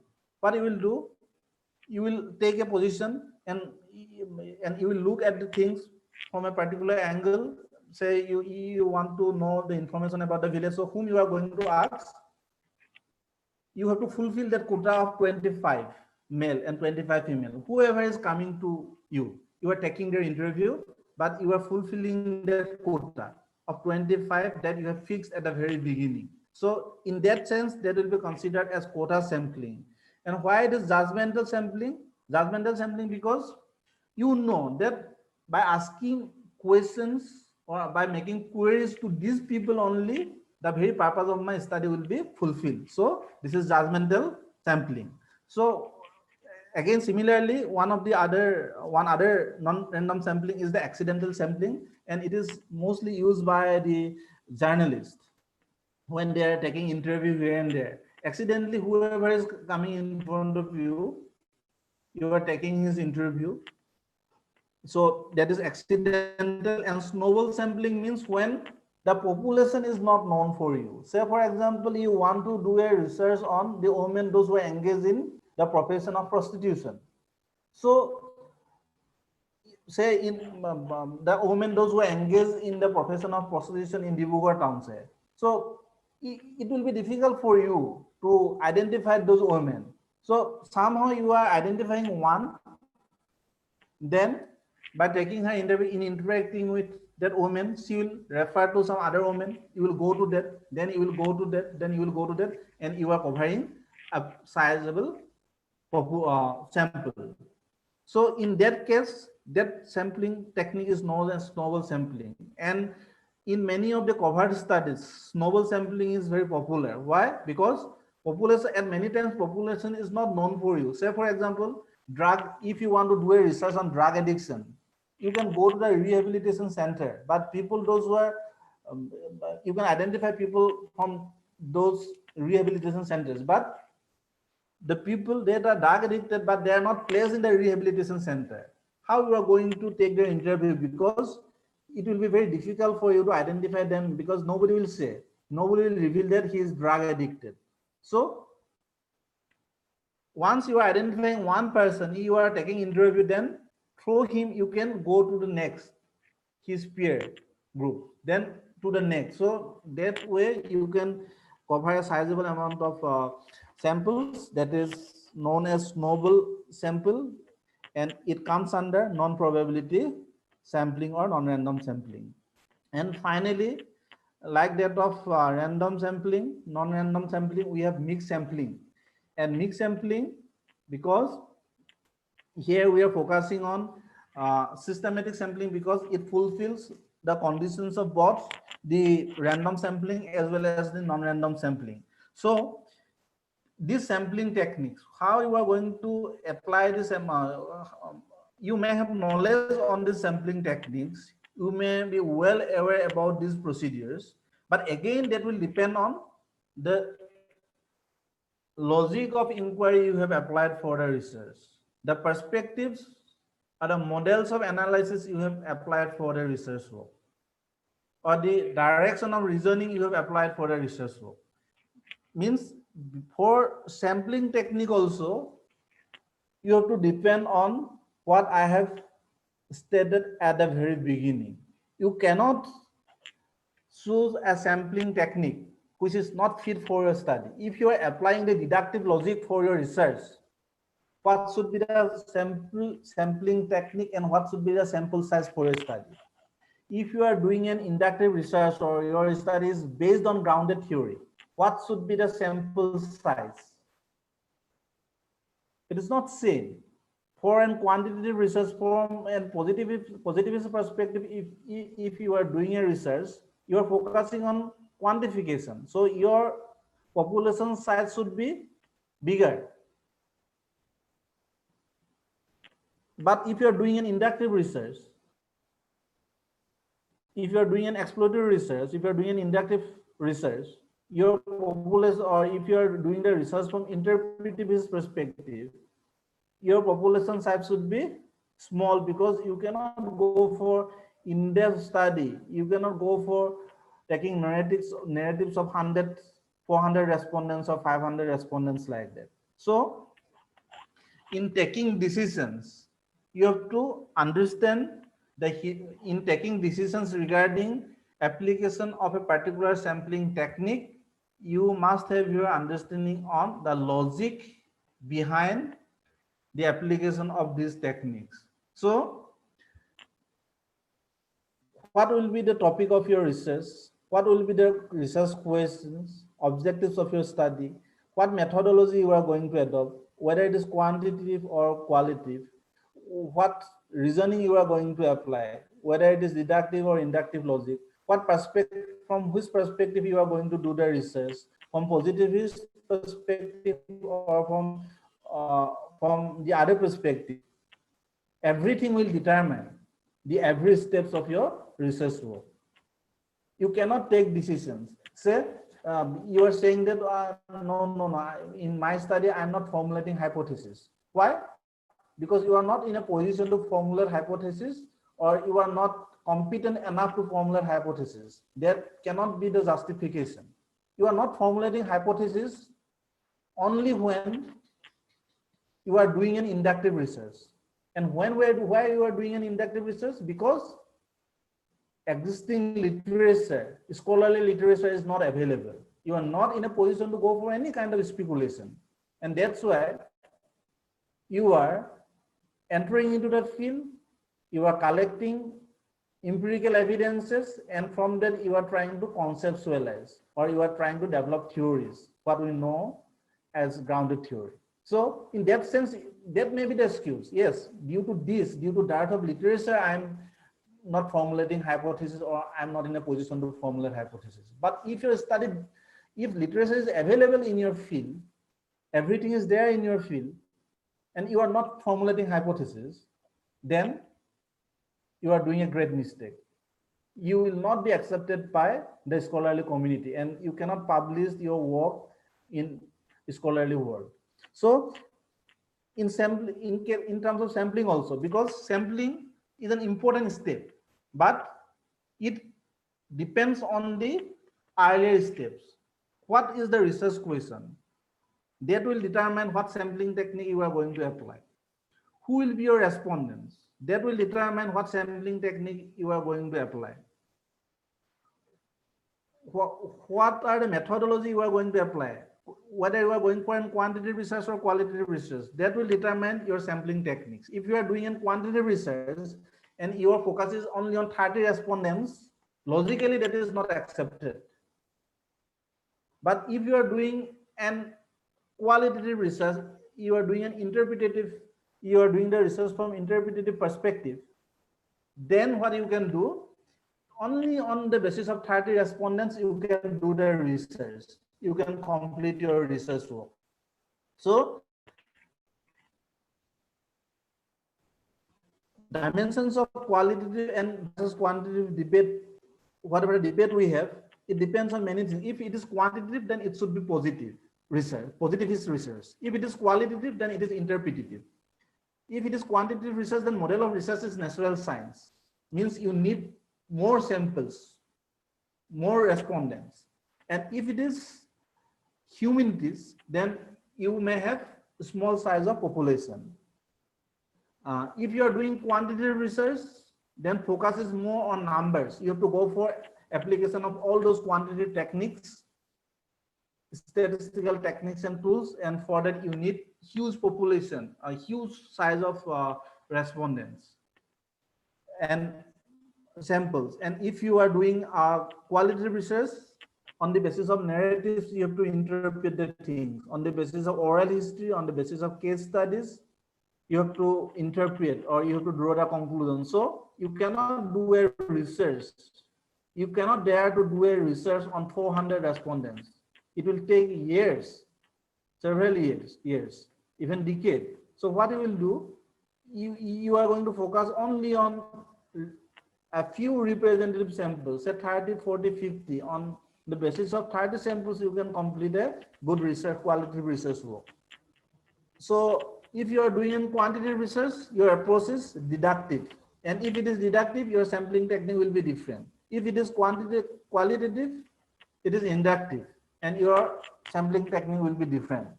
So research methodology books are available, and everything is there about the different types of quantitative or different types of sampling techniques, different types of sampling procedures. But the information, the knowledge about those procedure is not enough if you are not guided by the critical thinking. Why? Because when you are guided by that critical thinking, when you can address the methodological dilemma, only then you can apply an appropriate sampling procedure. So I am not going to the application part. It's just application part in the sense, what I am trying to say is that I'm trying to draw a relationship between the methodological dilemma, the review of literature, and the sampling procedures. How the sampling procedure, the review of literature, and the whole research design is dependent and determined by the methodological thinking. And if you start to think methodologically, and each and every time, if you want to know or if you want to justify what you are doing, how you are doing, then definitely as researcher we can produce scholarly literature, and that will be accepted by the scholarly community or scholarly world. Thank you. Prasan? Thank you. I would like to wind up here. Okay, Vikas sir. Thank you very much for your wonderful deliberation. Now, actually, we need to go to the query session. I would request the participants, if they have any queries, they can put it in their chat box, or they could raise their hand so that I can unmute them and they could ask their question directly to our resource person.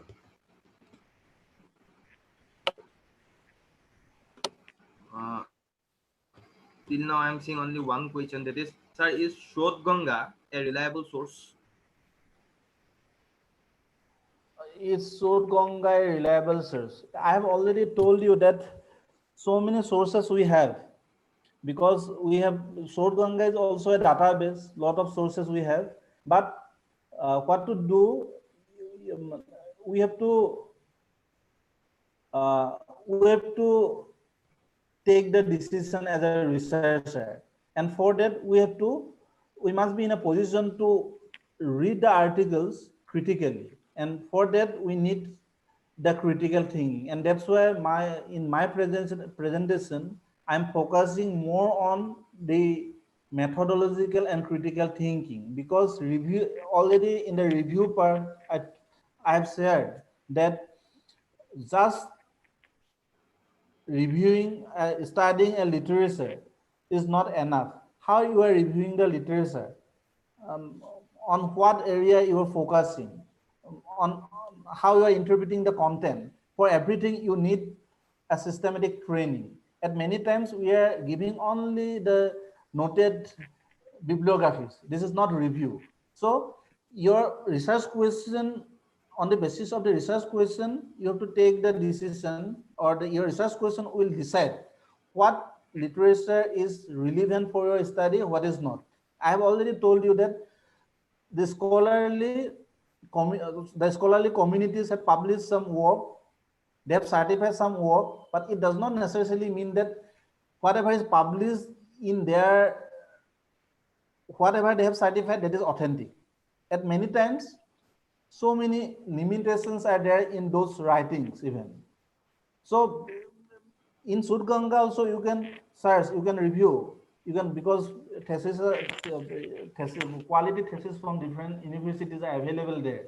So you can go through that, you can study, but whether it is relevant or not, that decision has to be taken by the researcher. Hello? Hope answer has been given.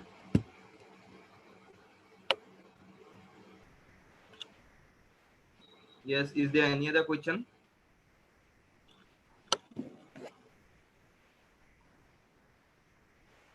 Okay, I'm seeing one raising hand. Koilas Pritam. So I'm unmuting you. You can please ask your question. Hello. Hello? Sir, actually my question is on about plagiarism. So Yeah. if I cite the source, can I still be accused of plagiarism? What? Sir, if I cite the source, can I still be accused of plagiarism? Now, if you can cite the source, you will not be accused of plagiarism, but again, limitations are there. Actually, how many words you can quote from those texts. So that part is going to handle by one other scholar, maybe Podum Yes. something. So Podum Nepal, sir. he will speak on the ethics of research. So he will focus on that. But if you are giving the citation, or if you are giving the citation, problem is not there. But again, different communities, scientific communities have their different restrictions. Means in certain cases, suppose some people there say 800 words they're quoting as it is, but you cannot do that. There is limitations, and that limitations vary from community to community, from scientific community to community. So where you are placing your articles or your work, that community, that scientific community or scholarly community is going to take the decision whether you will be placed under plagiarism or not.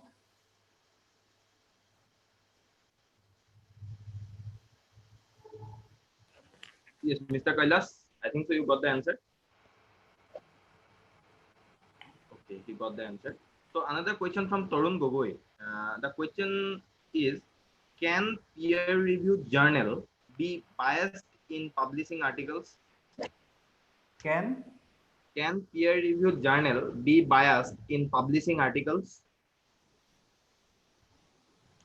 Oh, definitely, this is a very difficult question for me, but peer-reviewed journal maybe bias in one sense, I think, because I have,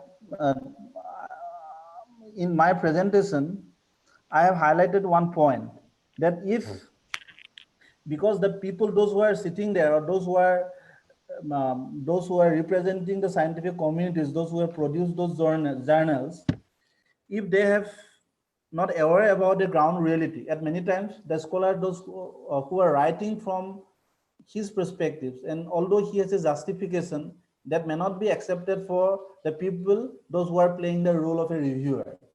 So his perspective, his understanding may influence the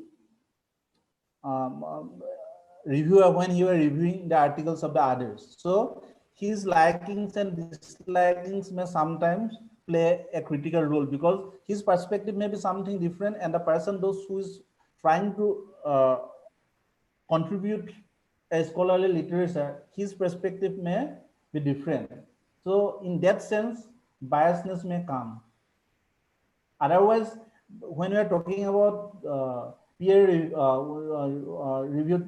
journal, we are always talking about blind review, because the scholars' names, the contributors' name is not placed there in the article when that has been placed for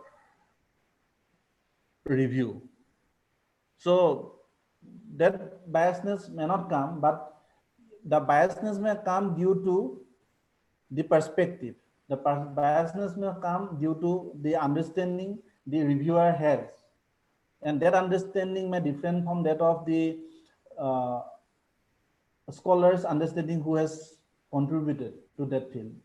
Because when we are placing our articles, we are not sending the articles here and there. We are placing our articles in the proper platform where, if you are interested to do a research on gender, then you are going to place your article in the journals related to the gender, or the journals who is working on, who is producing on or publishing articles on gender. You are not going to place the articles here and there. So that perspectives may create problems, I think. Okay.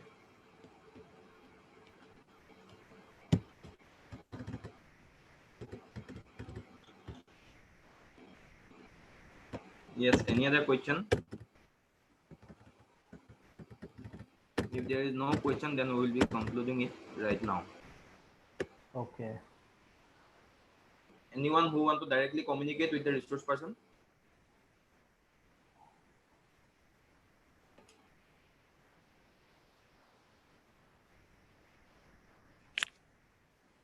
Because sir, one question. One question is that, can a researcher go for a literature review of a textbook, or not textbook, generally a book published by a local publisher? Yes, definitely, because you see, when so many areas are there, where works are not available. And say for example, I'm engaged in doing a research on the Moran community, but if you want to identify research paper on the Moran community, literature related to Moran community, then definitely the sources, what we call the scholarly literature sources, are not available. So what you are doing, the local people, they are producing, but it is not based on the scientific research. But how you are going to choose it, how you are going to select it, how you are going to use those sources in your study, it will depend on the researcher. But you can do that. But again, you have to test its validity, its reliability and validity. Whatever you are getting in the book, in the literature, that you have to test it, you have to go to the field, you have to gather the evidences, then you can reject their arguments or you can accept their arguments if your data is supporting or your evidences are supporting. But blindly you cannot depend on that, because a person, he is writing from his own perspective without having any proper methodology. So that's why the focus is on scholarly literature, because these are the alternatives, but scholarly literature maintains certain principles which is better than the other alternatives.